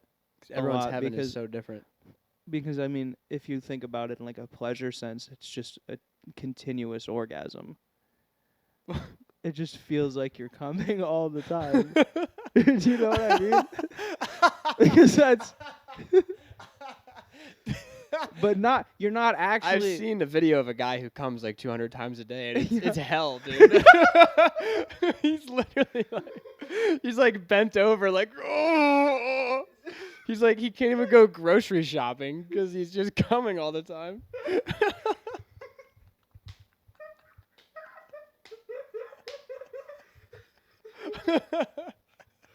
My thing was like, it's not. You're not actually. Well, because. But the only problem with him is the mess. That's the only problem. I mean, that he after the has. first 3, there's nothing coming out. Yeah. You just. Yeah, it's just 3 through 197, like are just completely. Yeah, He doesn't seem I like do get what you're saying he's- about Well, because Nirvana. that's though. like one of the most pleasurable feelings that we can. I mean, coming is the most biologically pleasurable Yeah. feeling. So that's what I'm saying. It's, like, heaven, tangible. Heaven would just be, or like, I guess if the you- feeling of accomplishment all the time. Accomplishment. It would just be. But if you like- have it all the time, would it still be? exactly. Well, that's the whole problem. Is it would probably just be baseline. It's like So you just wait. So what if heaven then is you just keep coming progressively harder until you're having like mind-bending orgasms.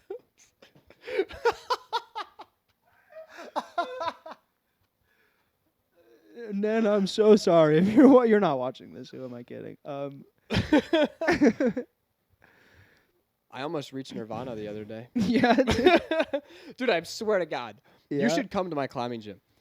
I did hot yoga at my climbing gym because we just got hot yoga, Okay. and I've never done yoga. yeah. And I did hot yoga, Mhm. which is It's really good. It's hotter. Yeah, it's good.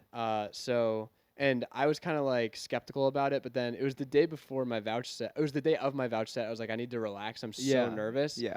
that I went into that hot yoga class, and it was pretty hard. But then the last 5 minutes, we did this thing where we just lied on the ground after all of our hard work. Yeah. In the hot sauna. Yes. And she just turned off the lights, and we closed our eyes, and she just was like, "You have nowhere to be right now. Yeah. You have nothing to do." Oh my God. Yeah. And it was just haven't had that level of deep relaxation in so long, and then someone sneezed. Oh, really? Completely fucking ruined it for me. Oh my God, you got edged from Nirvana. I was really pissed. I You literally was like, I sneezed. was right on the doorstep of doing it, and then someone fucking sneezed super hard. Oh, that's so lame. But afterward, they were like, "How was it, Harry?" And I was like, "Dude, I'll be back next week." And then I didn't get to Nirvana never again. go back again. Yeah. I mean, I've been trying to do this as a bit, but I came without hands one time, and it's the greatest accomplishment of my life. And I've never even attempted to do it again, Yeah. except when I'm having sex with a woman. Hey, That was 500, whatever. 120 days. But but I who's literally, counting? I just lied there, I laid in bed, Yeah. and I just thought super hard for like 30 minutes, and I eventually got there, and it happened when I was like 12 years old. I was gonna say completely sober, but 12 years old kind of answers Fucked that. up. Super fucked up as a 12-year-old. Wait, you were No, I'm like really kidding, I was okay? sober. Yeah, that's terrible. It would be more That's- impressive though. I don't even think I can get myself hard with my imagination at this point. Oh, once a month, I'll go in the shower and make sure I still got that dog in me, Yeah. and I'll lift the drawbridge just with my mind, Really? and then I'll finish the job. If I can't do that, then I have like a real self-evaluation where Yeah. it's like, you're okay, probably watching too much of the pornographic stuff. I don't even think that's. I might be in denial. My phone has started recommending videos about like how to quit porn, Yeah. and I'm like, I don't want to. Yeah. I can quit anytime Stop I trying to want. make me better. Yeah, I've seen that same one. It's like how desexualizing my brain Yeah. changed my life. I watched it Did it change your life? for like 4 days. Yeah, and then the Yeah. fifth day, you're like, God, I'm so full of cum. Well, I have, yeah, well, and I have the bidet, dude. Oh yeah, the bidet. Yes, that's 100% Do you? true. Is it so you actually do squirt water while coming? That's the next level of heaven. Yeah, the bidet. exactly. You're like, how could I exactly. come any harder? And then Yeah, the you only- just got a new. The big issue is like the angle that you have to sit is really uncomfortable. Like for it to get into the right spot, So how are you sitting on this? dude. Like, like I'm ducking bullets, like this, literally like this. Yeah, you're kind of alligator arming your. Yeah, you're just like, Oh, that's a good thumbnail. it doesn't. I mean, so we don't.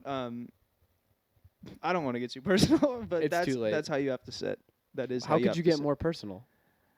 Because of what has replaced the water. Whoa, oh, dude, come on. So many. Zach List said on this pod that he jerked a guy off Good for Zach. while playing Madden. I'm gonna have to clip that and see it.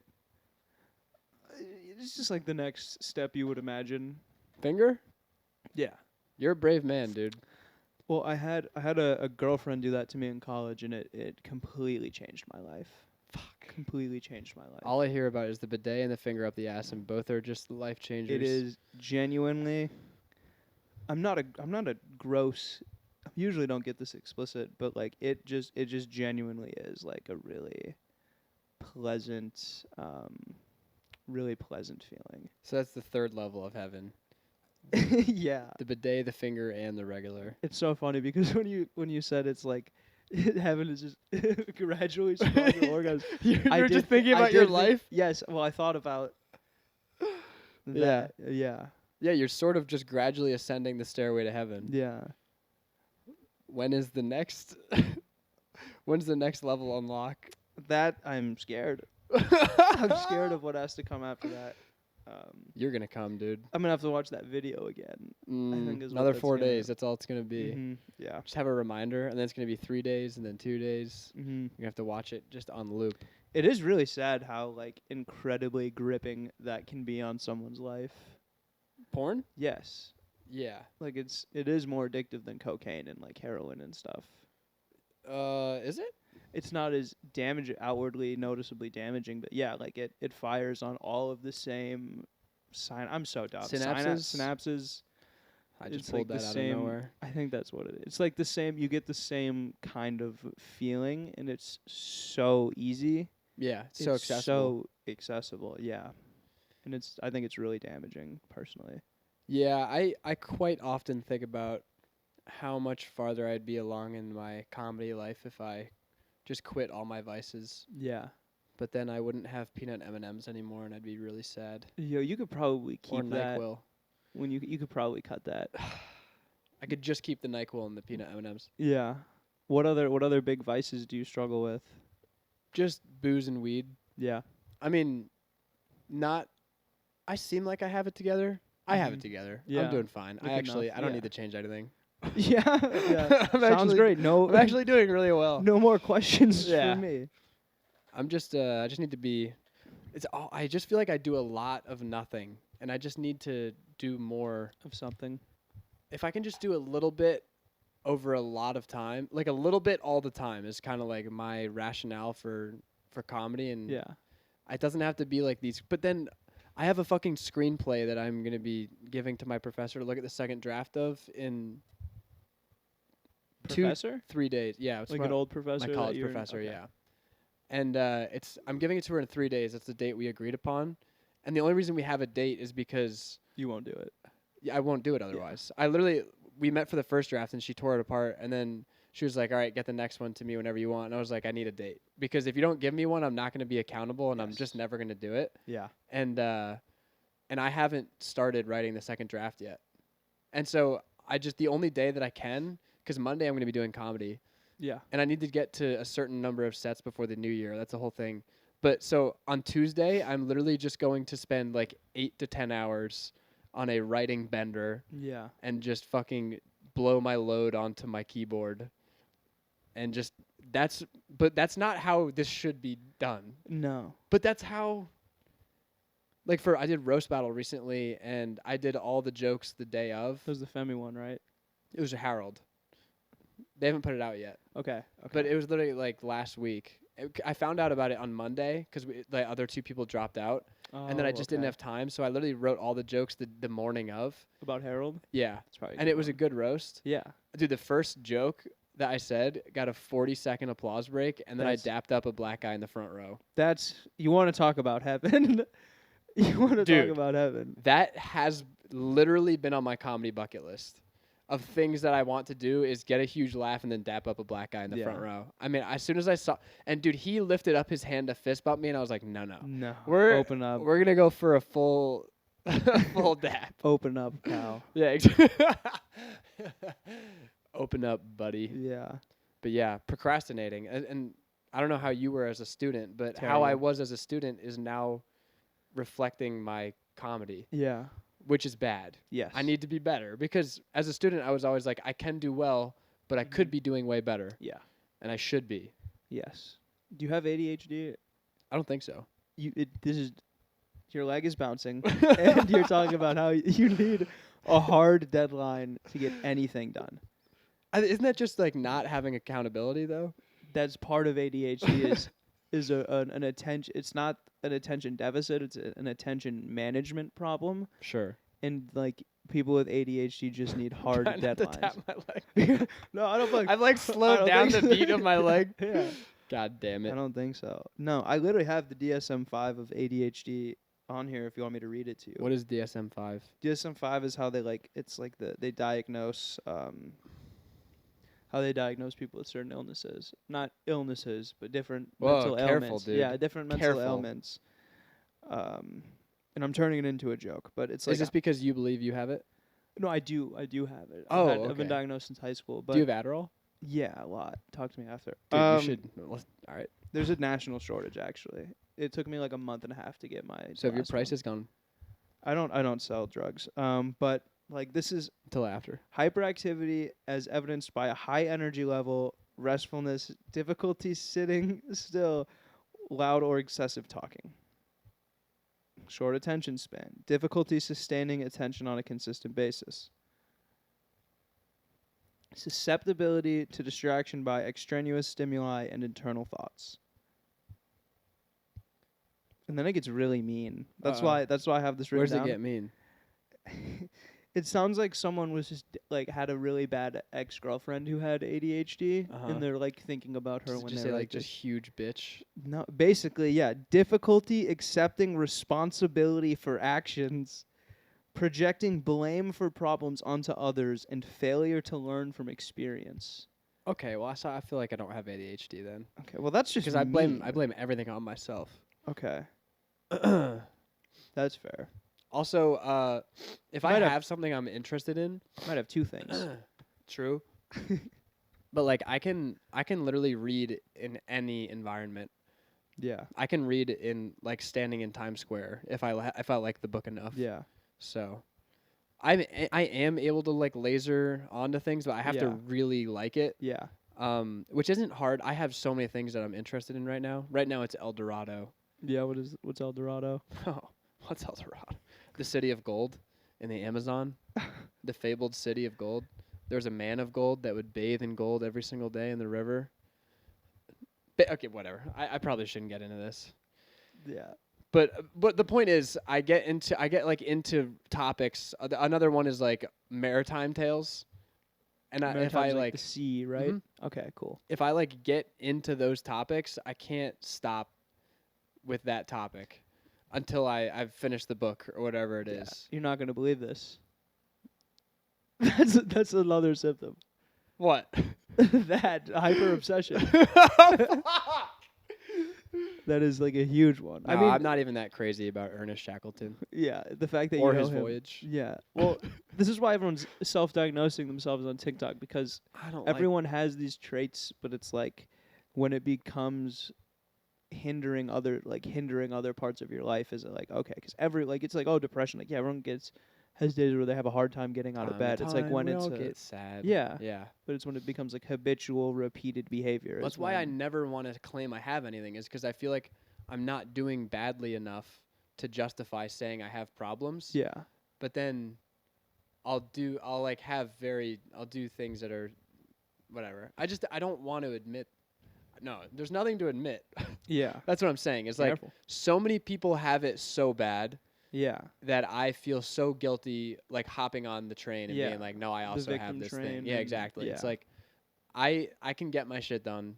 Mm-hmm. I really don't have that many problems. That's fair. So I feel really bad saying that, Okay. even though I probably should give myself a little more grace. Yeah. But that's as soon as I give myself grace, I start sucking. Yeah.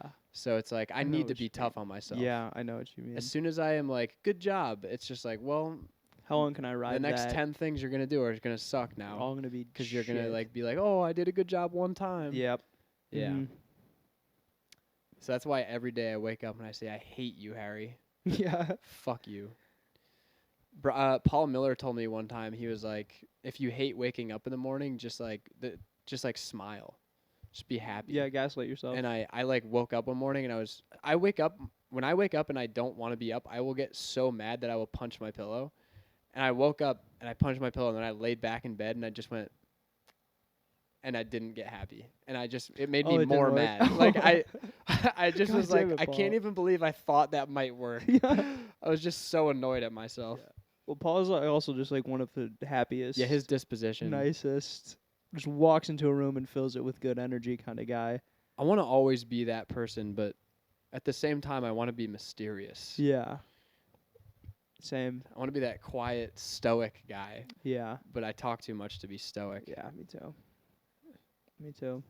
Yeah, it's hard to be mysterious without people just thinking you're weird. Or boring.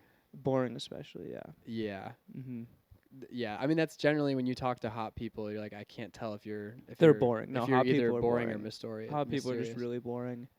That's a very true thing. It's so frustrating, isn't it? What? Hot people Just being boring? Just hot people in general. Yeah.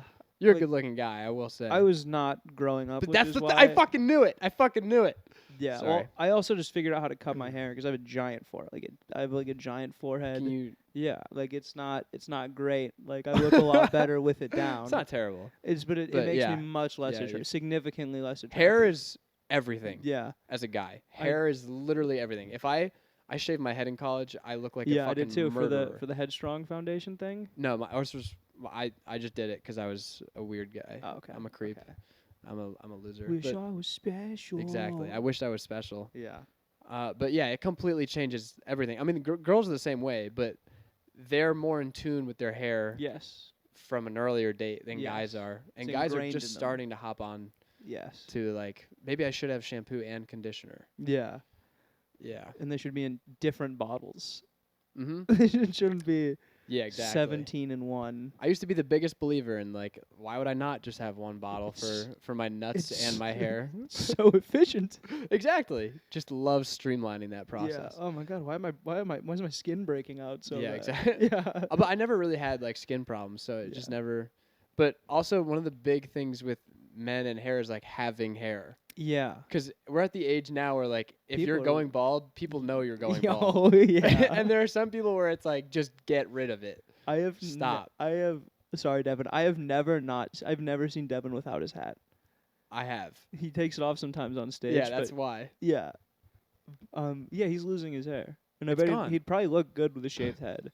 Like I know he has the joke where it's like, oh, I look like a school shooter with good aim or whatever, but he would probably look good bald. The hat is the ultimate. Like that's like the ultimate push-up bra. Deceit. Yeah. But I mean, just like the bra, when you have sex, the hat is probably gonna come off. The hat stays on The during hat stays sex. on for sex. That's crazy. Yeah. Mm-hmm. I've got I used to literally, I mean I still am, there are things that I just can't wear outside because Yeah. I'm too, I feel like people are going to look at me and be like, who does he think he is? Yeah. And it'll be like things that aren't even that crazy, but Yeah. I literally could not wear hats until 2 years ago. Really. And I wear a hat all the time now, but Yeah. up until 2 years ago I literally was like, I'm not a hat guy. Yeah. Everybody knows I'm not a hat guy. Yeah. As soon as I wear a hat in public, they're going to look at me and be like, that guy's not a hat guy. Yeah. And then I did it like 3 times, and I was like, nobody knows. No one cares. No one has any idea. It's all about how you carry yourself with it. It is. If it's like the saying is like if it feels like the clothes are wearing you, Ugh. then it's bad, which is a weird visual. But no, but that's a good way of putting yeah, it, though. like it's the. I don't want to be the s- conscious of what. what you're wearing. Yeah, you don't even want to think about it. Like, oh, this is so natural to me. I'm gonna carry myself as if it's natural. I have this silly hat. Hang on. Please that get your silly hat. Yes, of course. This is my 20th time asking. If you work at Harry's, please sponsor me. If you know somebody that works at Harry's, please contact them to get them to be a sponsor. I will use all their products, and I will break into the foot market, which I know they've been struggling with. I think I've seen you wear this. I mean, this is a nice hat. It looks super cozy as well. It's a good winter time. This is a stoner hat, though. This It is a is. big stoner, which I'm not at all a stoner, but I definitely. but it's a big stoner Oh, hat. you got the. That's Yeah, great, and this dude. is the coolest part. This is the coolest part. Ready? Watch this.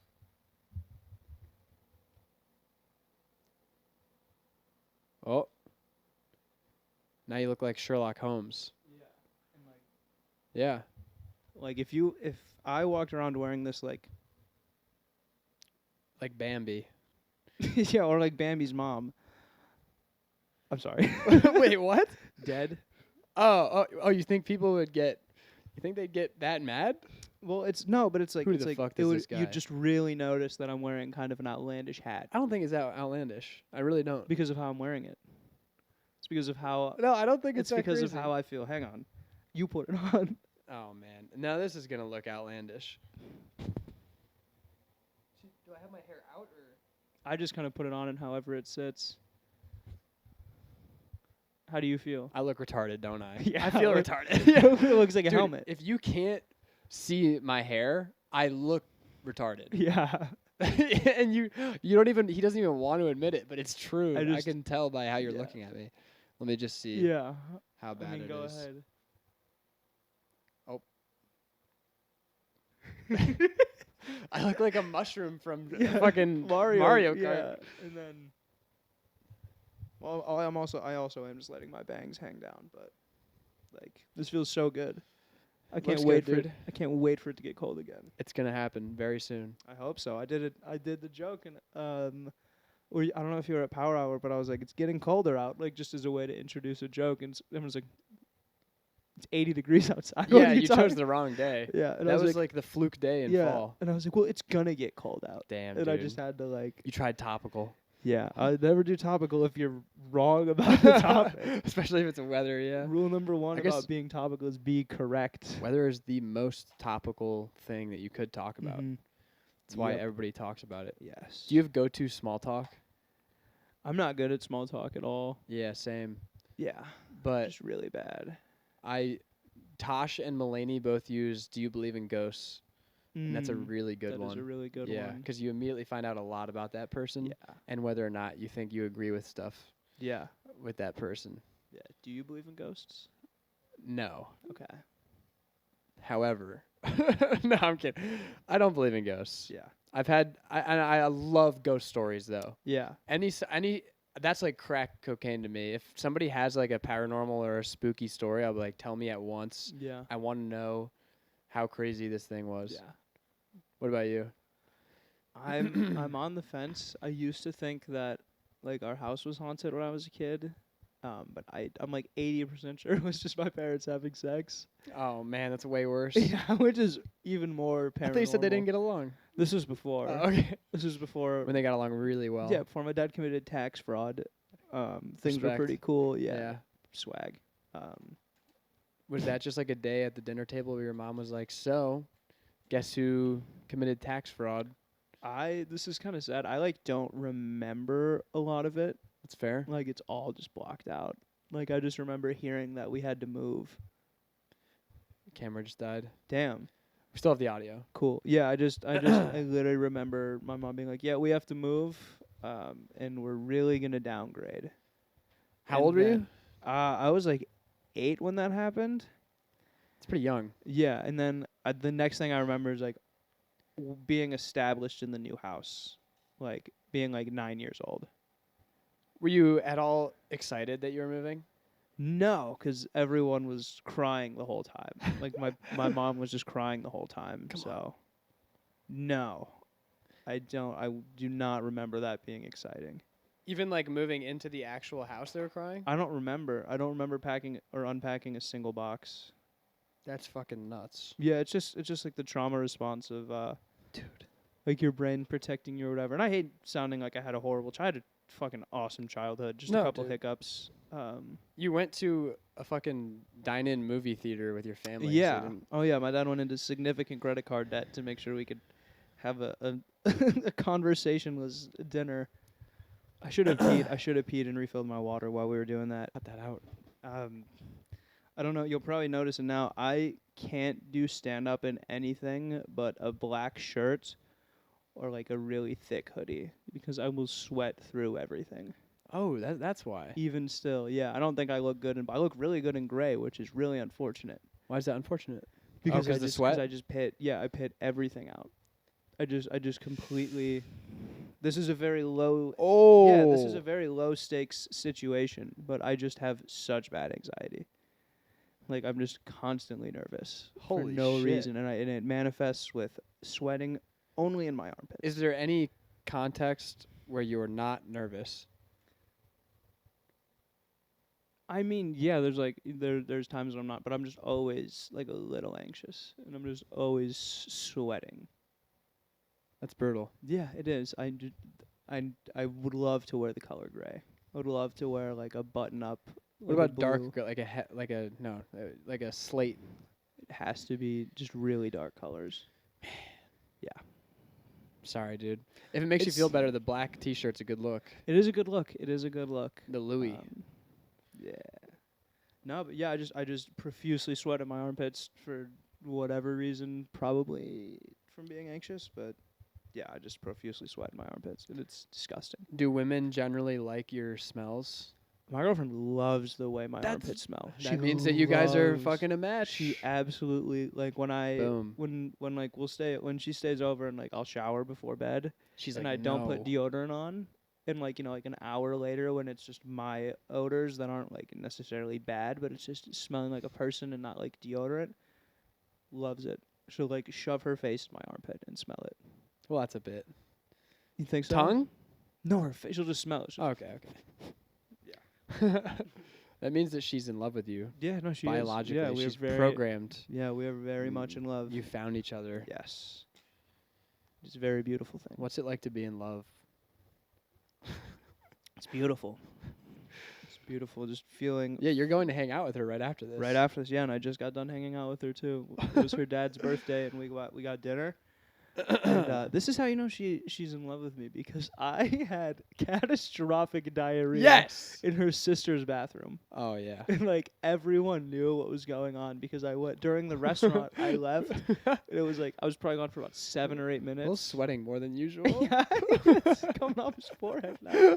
No, but we got back, and I not even joking, I was probably in the bathroom for 25 minutes, just gut-wrenching pain. Oh man. And she was just laughing about it. Good for She her. just thought it was really funny. And like her whole family was making fun of me. So she has a cool family? Yeah, she's a really cool family. That's super dope when you get along with a girlfriend's family well. Yeah. Adopt me. Mm-hmm. And make me her stepbrother. Well, that's, again, pornography is destroying this country. Yes. That's just an arbitrary title at that point anyway. Yeah. You think anyone's clicking on that for any reason other than like just the girl is attractive, and then they're just skipping past all the plot? Yeah. I'm sure some people are. Do you watch the plot? No. Okay. No, I'm not a plot guy. I skip the plot and then I skip the BJ. Do you skip the Dude, BJ? I can't stand when there's a fucking 30-minute video and 28 and a half minutes are just a fucking blowjob. Yeah. And it's like a blowjob, and the camera's positioned like at the guy's feet, looking at his butthole and nutsack, and you're like, "Who directed this? Who is this for? Yeah, who wants this?" I know. And then exactly it's like, what you watch mean. the full video at fuckyfuck.net. Yes. It's like, well, I'm not gonna. No, stop. Yeah, they're gonna show you just enough. It's so Just enough. frustrating. It's capitalism. That's It is actually just capitalism. capitalism. I do enjoy when I've said this before, but there was a video I watched. It was like a fake real estate agent one, and and at the end, the guy tried, for whatever reason, because normally like you exit out of the video the moment you nut, but I finished, and then like as I put the phone down to like wipe my crumb, I as Matt McCusker says, I heard something was happening in the video, and I looked back over with like my pants around my ankles, and the guy had like, it was a POV of him, and he had like gotten up, put on his pants, and then like taken her money out of her purse. And then he started to go to the door, and I was like, oh my God, is this guy gonna make a break for it? And then she intercepts him just topless, still naked, with like an obviously fake Beretta like handgun. Oh my God. And she's like, give me back my fucking money, you fucking scumbag. And he's like de-escalating the situation. Oh my God. And then it just ended. And I just remember thinking, like, that's so wild that like the guy who like, did someone write that? And then before the scene where they like, we do have this little thing like after if you guys want to do it. just in case anyone's sticking around. Because she just got out, like the moment he came, she just disappeared, and I was like, I Yeah. wonder where she is. And then she was Probably in reality, peeing. she just went around a corner, and they just were like, yeah, take a piss. Yeah. Here's a gun. Now he's gonna walk around this corner. It's Here's an extra unbelievable. $5 or something. I That hope. That's awesome. Yeah. If That's- I did direct, have you ever watched porn for women? No, is it? You should. Is it good? It's like, it's really Intimate? It's like sensual and intimate. Yeah. It's kind of my shit, dude. Yeah. Women love. Because they read it. They love. Yeah, to read exactly. porn. Yeah. Women, like, Because if we get you're 'em. sexting with a girl, you don't have to send photos, but you do have to be a wordsmith. Mm-hmm. And if you are a wordsmith, that's all you have to do. Yes. Which is like my biggest, because I don't really, I learned the hard way about nudes. Well, I didn't learn anything, but I didn't know you weren't supposed to have your face in the picture. Yeah. No. I was doing like a full, like full body. mirror picture with my face, just like, yeah. No. This is. But my face was there. And then I showed one of my friends, and he was like, dude. No, I'm kidding. I didn't show my friend, but I did tell them, and they're like, yeah, your face should not be in it. No.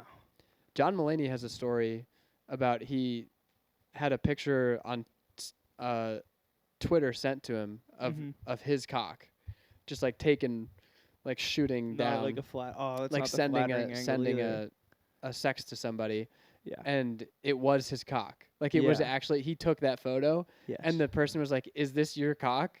And he just said no, and just nothing ever happened. Yeah. That's crazy. It is. No damning evidence. No, you can't identify. What are you gonna do? Line them up? I'm thinking of like that Google Maps geoguesser guy. Uh huh. He's like, oh, these Yeah, are he's like, Peruvian trees. This yeah. is in India. Yeah. He's like, oh, the cracks in the tiles indicate a man who makes more wealth than most. He's like, yeah, just like The that would be ashiness of this cock makes me Yeah, believe that this is yeah. probably a lower income household. Yeah. Probably thinking urban. I'm gonna go South Side Chicago. pretty- Yeah, exactly. Just a cock geoguesser. Yeah, you could. I think I could identify mine from a lineup of a lot. I'd hope Yeah, so. I could too. What about your nuts? Um, Because we haven't really seen our nuts that much from the. Well, I guess. I mean, you never just like pull back the curtain a little bit and just take a look. I do. Yeah. I do. I just- Yeah. I have a freckle on my penis, so like that's No a way. really- yeah, What do girls think of that? they don't. It's always dark. Always? No, I've never. You know, it's definitely been seen. I've never had anyone point it out. Whoa, Yeah. that's insane. Mm-hmm. Have you ever seen them like? Like they think it's something going. They think Yeah. it's no. But I do have a freckle on my ween a little bit here. Yeah. Do you have sex more with the lights off or on? Probably on actually, or at least like this kind of like this kind of lighting, or it's like warm. Oh, thank you. Warm. Yeah, I wanted to make it sensual for you. Yeah. Just like women's porn. Yes. Yeah. Exactly. Yeah. Yeah. My favorite category is guys do a podcast for 2 hours and then explore each other's bodies. I mean, my viewers would genuinely. Yeah. You saying that, dude? I just like what? Who's watching your like?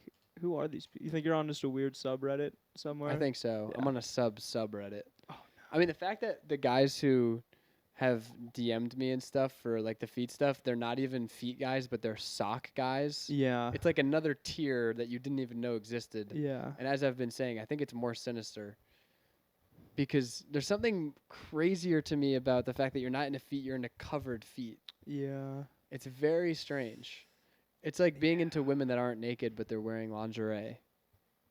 Yeah, but that's. I mean, I'd resonate with that. I Okay, think that was think, a bad example.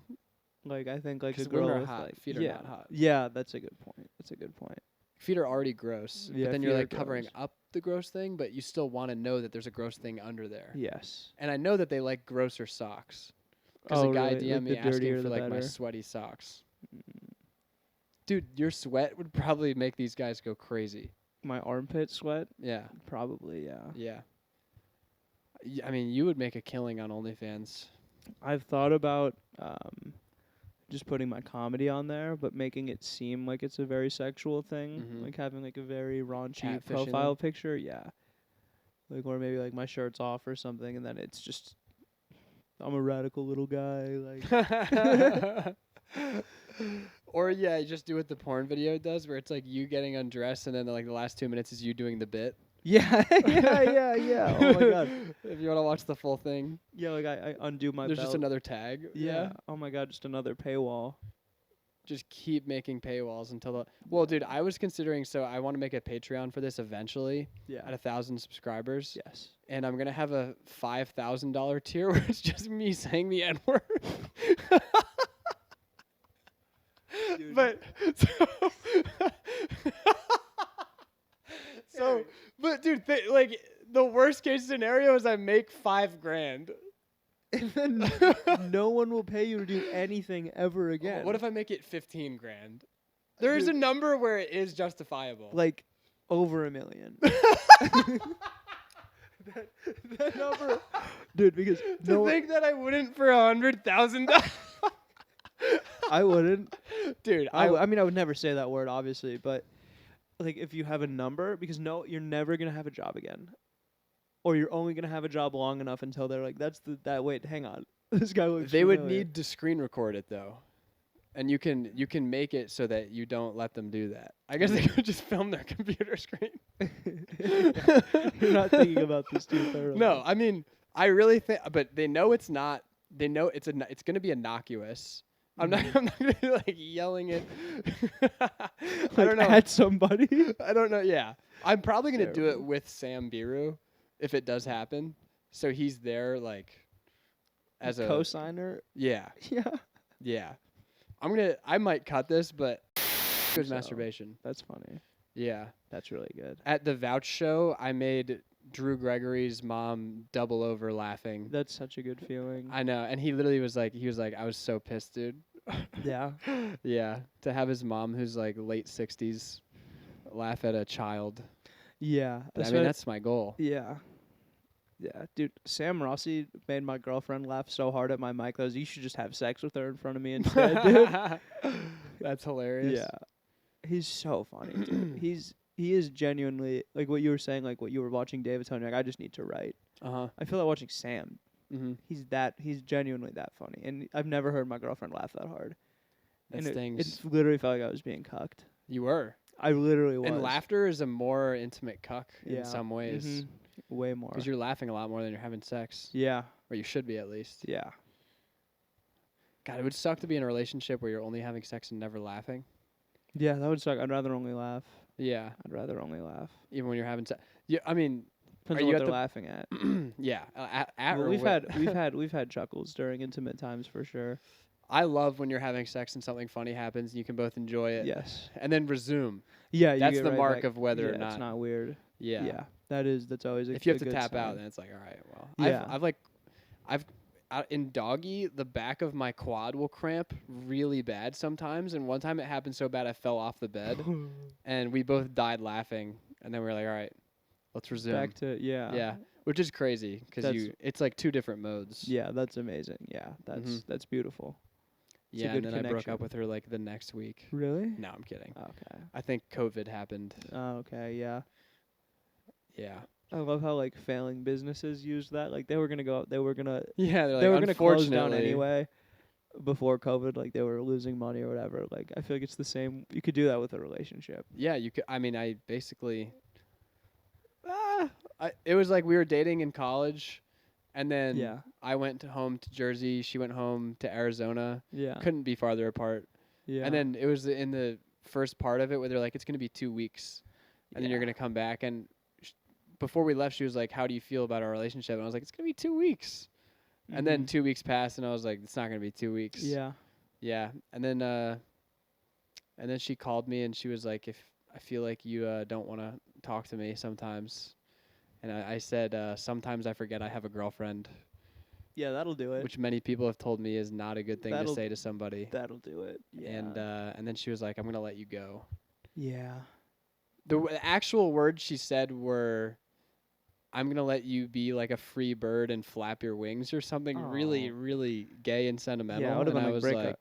Yeah. she was like the nicest person ever. Mm-hmm. I don't really have like anything that bad to say about my exes. They were all like pretty good all people. Great people, yeah. who did not like when I played the song I made about having sex after we had sex Yeah. Was that a tradition? every time. Do you want to play the song? I'll play the song. I can play a song that I made too. All right.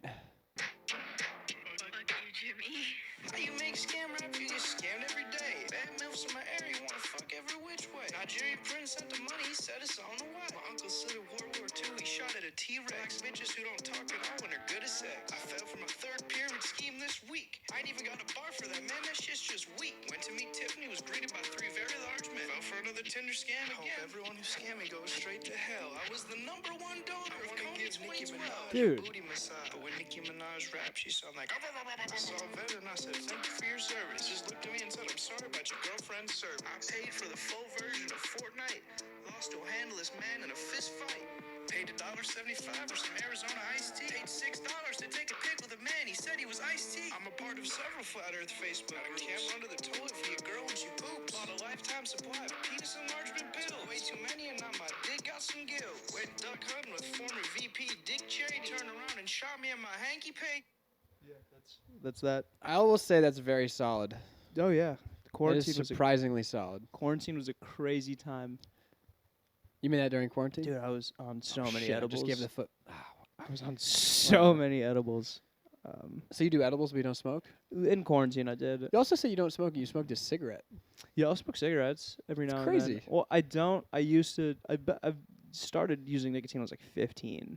It's pretty early. Yeah, like I was dipping. Nice. and Bunch of my then- lacrosse team dipped. Yeah, that was it. That was kind of how it was. But now I'll just smoke a cigarette every now and then. I rarely will have a pack of cigarettes to my name though. It was $5 at Power Hour. Ray was selling $5 packs of cigarettes. That's really cheap. Yeah, I was just thinking, I'm like, well, what's in here? But it's like labeled and it's like a real cigarette. Broke the seal. Nice. But I've that's the never only smoked a reason. cigarette. Really? They're really I've never had a nicotine rush. really? Isn't that nuts? Are you just one of those people that it doesn't affect? Maybe is that a thing? Because maybe I am. Because Yeah. I've hit people's vapes before, and I've just never gotten. I just cough a fuckload. Yeah. And I never get anything out of it, and I can never actually hit it. Do not continue to try and I mean, I find it, never because I it's- never do. It is like Everybody tells me it's horrible. you're powerless to like a 4-second head rush. Yeah. It's disgusting. That's what I like about weed is it's like you get high and you're Yeah, good for like an hours. Hour, yeah, hour or two. But I see people with the vape and they're like constantly fucking. yeah, I need that. it's like galaxy gas. Galaxy gas? What's that? What are you? What do you? You know what galaxy gas is? Why are you disappointed? I feel like you're fucking with me. Am It's- I? Well, do you know what whippets are? Yeah, I know Like what whippets nitrous are. It's just like they're selling like giant whippet like flavored whippet canisters Oh man. that like aren't like the little pack. You know, like they have like Yeah. the little balls. It's just a giant can of it. And That's like bad. it's fucking people up. Have you done it? No. Will you? No. Not once. No. I value my brain, dude. But like kids are like hitting it in school, and it's like very clearly marketed towards kids with like mango flavors and like same thing with loud the vapes. branding. Yeah, it's the same shit that Joel got in trouble for. Yeah, it is. Especially now looking back, it is super wild that like young teens are just using jewels and stuff. Yeah, no, It's mango. it's just a drug. Yeah, cocoa mint. That was a flavor. It was a very limited flavor when vapes, or when Juuls first came out. But it was cocoa mint. It was like a thin mint flavored Juul pod, and it was incredible. It was really good. But do you aside from cigarettes, do you still ingest nicotine? Not my own. I'll hit vapes. I'll bum Zins. But I Zins literally are big. yeah. I mean, They're big. I've been I was on the early wave of Zins. I just like to point that out because I have I have asthma, so I used to care about my lungs a lot more. So I found Zins in Came from a place of caring. like 2019. I was Zinning. Like Hell yeah. in like my sophomore year of college. People I are was like, what is ripping that thing? Zins. Dude, that's my roommate was zinning in 2019. Yeah, and you're like, what is and that? I would make fun of him for it. Yeah. I hated that he did Zins so much that I would put double-sided tape on the back of his Zins and put them on the ceiling. And then I would film him being like, "Where is it, man? Where?" And then I'd literally be right above him as he was looking for it. Oh, that's fantastic, Hiding shit on the ceiling is so fun. dude. Because you Nobody really ever looks look up. I don't look up. A lot. Dude, I was in the bathroom at Shuba's this Thursday, Yeah. and as I was peeing, I looked up and there was a fucking window. I was like, "There's a window in here." The That's upstairs insane. bathroom. That's insane. There's just a total sky. You could literally I was like, what the fuck? There could have Who's been a that? guy just staring. Probably is. Probably is. I was kind of hoping there was. I haven't Yeah. looked at your ceiling yet. Yeah, I was noticing how dusty my fan is. Do you not use it? It's on 24/7, which is why I'm kind of concerned. It's extremely confusing. Yeah. Dust is very resilient. Yeah. I just have such a guy apartment. It's Dude, no, honestly you really don't. This is a disappointing. very put Look together. at my lamp. Look how dusty the top of my lamp. Well, my girlfriend's really clean. Like, she is a very clean type A person, and she is constantly like, "You're such a man." I mean, this is so nice. For They can't see off camera, but relatively speaking, but funny story. Everything that's not on the floor is being held up by a command strip. I'm a big believer in command strips. Dude, but for that piece, every like The R is a little bit high. yeah, it is. It's not great because every 3 months it just falls. It just falls. In the That middle must of scare the night. fuck out of Dude, you. I wake up screaming, and then instead of coming up with another solution, I'm just like, well, That's so funny. I gotta get more command Yeah. strips. Dude, I had this like framed picture of a dog that I had as a child of like a yellow lab that resembled one of my dogs. Yeah. And I hung it with this wooden frame, cheap like $15 wooden frame from Target. Yeah. And I hung it. And then I woke up in the middle of the night to it falling and shattering, and it Yeah. scared the fuck out of me. So I got the exact same frame and hung it in the exact same place. And then the next night, I got woken up to this same thing, like it falling and breaking. So I bought 3 frames. No. Yeah. So I'm on the third frame, but I put like 15 command strips on. I was like, this thing is never coming Dude, off. Command strips are not good. Dude, fuck you. Those- Command strips are the greatest thing ever invented. That is not a heavy piece of art, and it just falls. You're not getting the right command. Well, okay. Are you letting it set, or are Oh, you just yeah. popping it up there right I'm away? letting it set. Really? I pop it up. I'm leaned into it for like 15 seconds, Wha- just letting it press. Well, because it kept falling. I used to have plants. You killed your plant. Yeah, well, I didn't. The frickin- R and air. Yeah, the R and Air Jordan killed my plants. That's fucked up. That was sad, man. Oh, feet check. I mean, dude, I literally have. God damn it! I literally have like a 30-pound picture hung up with all command strips. That's It's and when I hung it up, I like backed up gently. I was like, huh? And I'm just waiting for that thing to come down. Oh, yeah. I'm It's- just it's hoping that coming. I can just by the time I move out, it'll survive. yeah. What neighborhood are you in? West Loop. But Fucking West Loop. but here's the thing. You're in fucking West Loop. Technically no. West Town. Technically, I'm in near West Side, Okay. which is It's I'm like near a little south of West Loop, right? yeah, Okay. but I'm in West Loop. Where I Okay. live is phenomenally nice. yeah. And I don't know how I came across the deal that we came across. And like I was driving here. Every time I drive to do one of these pods, it's you guys all live in the north. Yeah. Part of everyone lives on Chicago? the west side or the north side. No yeah. one lives where I live. No. It's like because we're way poor. It's way more. But I'm poor too. How the fuck are you? I pay $1,000 a month for rent. What is that a lot? in West Loop. But yeah, but That's insane. it's this little. It's like the top floor of this townhome, and it's really small, but it's really nice. And like every single person in my neighborhood, like when I was driving here, Mhm. I was like, this is where all the people my age are. Yes. Like they're all fucking here. Yes. But every time I'm in, I'm like the youngest person in my neighborhood. I mean, Yeah. I live across the street from a bunch of young people that live in Yeah. that apartment building. Yes. But everybody else is like mid to late 30s, and they Yes. all are like attorneys, and they have their Yes. shit together. Yeah. So I just feel like a huge imposter. You should. Well, You genuinely- it's so nice where I live. I would never like, dude. I wouldn't if I moved in Chicago. If I got a lot of money and I moved, I would move maybe a block from where I am. Yeah. I love my area so Yeah, fucking it's much, and extremely nice. any other area that I go to in Chicago, all I think is this is not as good as where I live. Dude, because not West Loop is all. It's also new. Everything's Everything's new, new. and they're still like in Fulton Market. They're like every single day a new fucking apartment building is being built. Yes. Literally just in the time from when I moved in, which is 2 years ago, there's been an entirely new luxury apartment built directly next to the Ashland stop. Yeah, dude, That's they're completely like revitalized just that part. your building with $1,000 rent is going to get torn down for luxury No, apartments. it's not. So fast. It's not. You don't think so? Because it's like a double townhome that's like connected, and my landlord has one side, and then there's a guy that has the other, and they're both making a killing on that place. Yeah, I bet. And we have the cheapest rent. Like even the floor below us is like $1,400, and then it gets more. So like in the same building, there's like an area with like twice the amount of rent, Wow. and it's also a nice building. So yeah, I pay more for that here. I pay more than that for this. that studio. blows my fucking mind. Not that much more, but I also have a roommate. that's fair. Yeah, I get to just walk around naked whenever I want.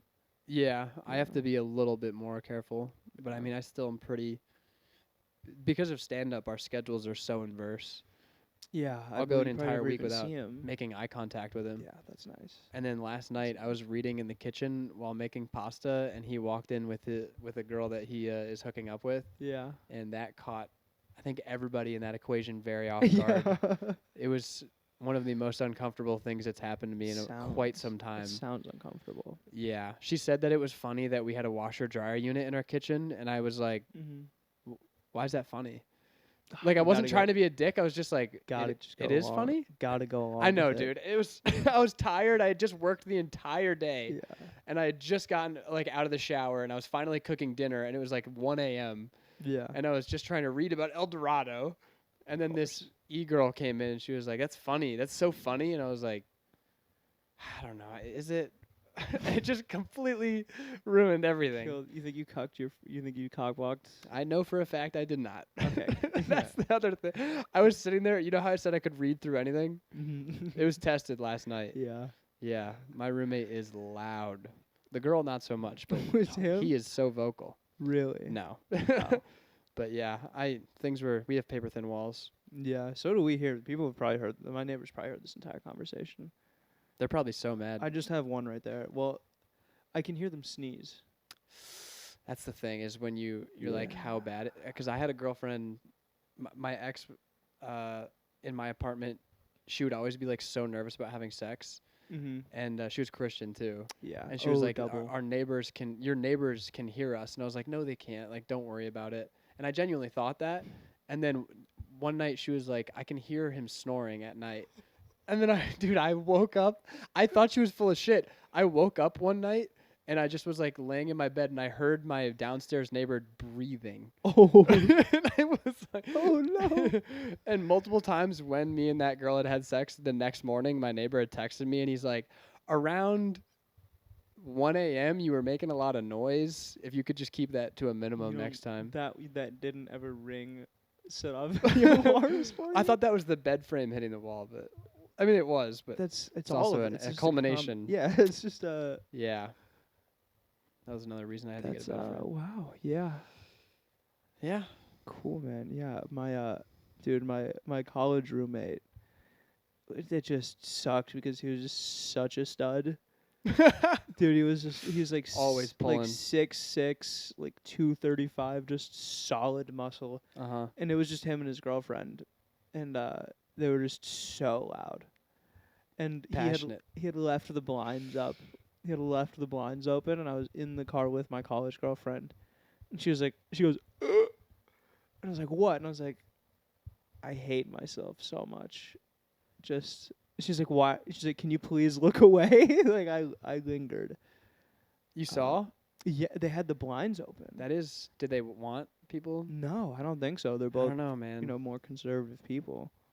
But if they're both built like Greek gods. They were the hottest couple I've ever seen in my life. Man. Just beautiful. I Just like- two very beautiful I like when people. it's two hot people, though. Because Yeah. it bothers me when I see a hot girl with like a schmuck guy, and I'm like, "Ah." money. I mean, part of me is happy for him, but it's also just It's like, not real love. I'm thinking, you know like, it's what's not going real on love. there? But Yeah. I think it might be actually like, Could be really funny. I mean, in the West Loop, the problem is the guy is loaded. yeah. So, I don't know. Mhm. We should just go up to couples and just be like, do you love her? That'd be a crazy street remote. Just like stop It's true. couples and be like, do you love her? Or do you love him? And you'd eventually get to a lot of situationships where they're like, Any "Eh," hesitation. or one says yes and then the other's like, I don't know. Could make money off that. Yeah, it's all Other about money. people's It all comes pain. back to money. Yeah. Only reason I do capitalism. comedy is for money. Dude, I just like finally started making any money at all. After Like in comedy or ever? yes, just in comedy. Like Oh. finally, like I got dinner the other day and I was like, I think comedy paid for this. Like, I Really? think I made enough money this month in comedy. How much money do you make from comedy? Maybe $80 a month. That's pretty good. It's not bad. It's It's pretty not good. great. But it used to just be zero Yeah. until I didn't get started. I never got booked for anything until like a couple months ago, Yeah. which is just how it works. Totally. Yeah. I mean, yeah, I still don't really. And I was trying to think about like I averaged out how much money I've made in comedy and then I like did the calculation of how many sets I've done, how long each set probably was on average, and then Yeah. I like calculated the hourly pay of doing stand up and it was like it was like 17 cents an hour or something. Just really retarded. Dude, I mean, if you love, I mean, I don't. It's just you love it. Though. I mean, yeah, I don't give You a just shit about love the it. money. Yeah. It's just like a cherry on top at this point. Yeah, if like I'm surprised when people give me money. Same. Someone hands me a crisp $20 bill after 20 10 is minutes of time. huge. Yeah, dude, Derek will give you $50 for 15 minutes. That's insane. Do you go to his mic a lot, Derek J's No. mic? But no, Shakers on Clark? one time and he chewed me out Oh, like a motherfucker. what'd you do? Derek J, Yes. not white Derek, black Derek. Black Derek. Yeah, black Derek. Okay. He was not. I mean, so I had never been there, and Mm-hmm. I didn't really want to go because I had just gone to 2 other mics before that, and I was Yeah. kind of tired. And then Hannah wanted to go, Mhm. and this was in the genesis of our thing, Yeah. and I had never been there. She had never been there. And so anytime at that point in comedy going to another mic, I was so nervous. And and then somebody was like, they ring bells at you. And I was like, that sounds horrifying. Yep. So then we go in, and I am still like this. I will never ask for a reserve. I will never ask for a bump ever. I don't Yeah. deserve either of those things. Yes. If people give them to me, that's great. Mm-hmm. If not, there's no chance. I'm going to just sign up at the bottom of the list. Yeah. And Hannah was like, I have to make the train, so like I'm going to ask if we can go earlier. And I was like, you cannot do that. Yeah. And then also, I don't like signing other people up. Mm-hmm. And Yeah. for whatever reason, I never had to done go it. in first. So she was like, so you have to go in and sign both of us up. She set you up. She fucking really did. And I went in, never ever meeting Derek before. And I was like, nice to meet you. I'm Harry. And he was like, oh, here's the list. And I was like, can I sign somebody else up? And he was like, yeah, you go ahead and do that. Go ahead and do that, man. And I was like, all right. And then later I saw her go over and ask for herself to be bumped to the top so she could make it to her train.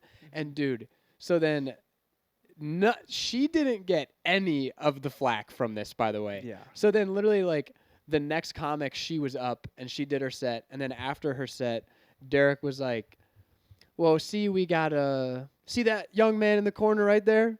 By the way, this is a predominantly black mic. I'm a very white person. Yeah. He's like, see that young man in the corner right there? And I'm like, me? And he's like, yeah, you, Prince Harry.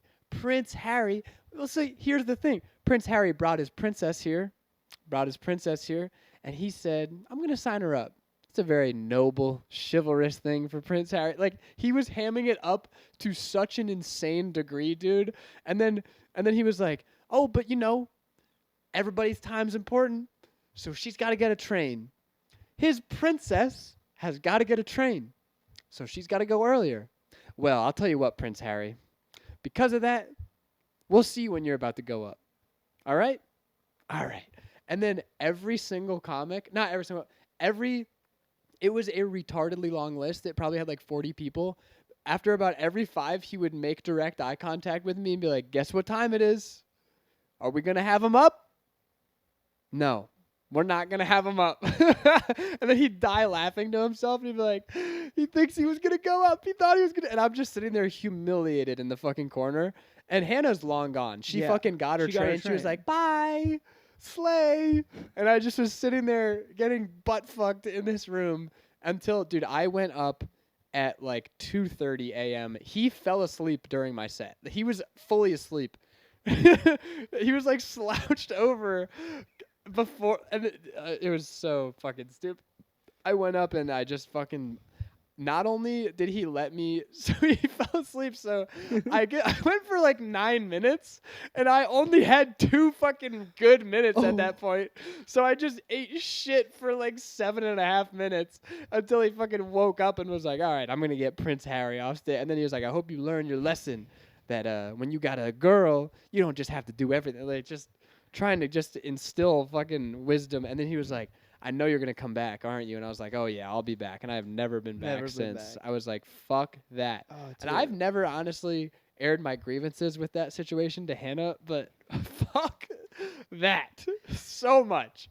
Dude, I've just had a completely opposite experience with Derek. He's just been He is a good, I know he's a great guy. He's such a good guy, but he was once fucking he with gets me, but I just wasn't ready for that. He got you. I got. But I mean, I was set you. up from the get-go. Yeah, you were fucked. I was so totally, Damn, and Hannah. it sucks because I was so terrified of that very thing, and then I got forced into it, and I didn't want to, and then everything, all of my fears happened plus more. So now when people, I will never ask people to sign me up. Yeah. Hannah still asks me to sign her up for stuff. I mean, it's not a big deal, especially if you know the people at the mic. Yeah. But like I just started I'll ask for a reserve every now and then. yeah. Because I give people reserves, so that's yeah. I mean, how. you have a So mic, I will give so you someone can a reserve. So I'm like, I don't feel weird. you can asking tug their them. cock a bit. Yeah. Oh yeah, joke them up. All right. I should probably get the fuck out Yep. of here. Yep. Do you have anything to plug? This is gonna come out tomorrow because I'm editing this Tomorrow, into the night. I am going to be on an opportunity that I don't really deserve, but I will be on a Don't Tell comedy show in Nashville on Friday. Whoa. Yeah. Congrats, dude. Stunned. How'd you get that? Dude, I was already going to Nashville, and someone else in Chicago was on a Don't Tell Nashville show. So I messaged him, and I'm like, dude, how did you like? Do you know? I thought I just assumed he was from there. I'm like, do you know people? Like, can I reach out to someone to get on like a small show? And he's like, no, dude, I just DM'd the page.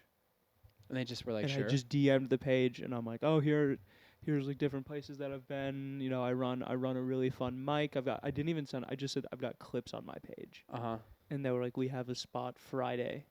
How much time? Dude, 8 minutes. Let's go, dude. Yeah, so I'll be there. That's really awesome. That's really awesome. Genuinely, probably. I mean, I'm gonna over prepare, but Good. I mean, that's how you can't over prepare. There's no such thing. Yeah, so that'll be fucking rad. Nice. Yeah. All right. Well, I'm gonna get the fuck out of here. Yeah. Thank you. This has been 2 boys and some. Yes, it has. We Hell talked a yeah. lot about orgasms.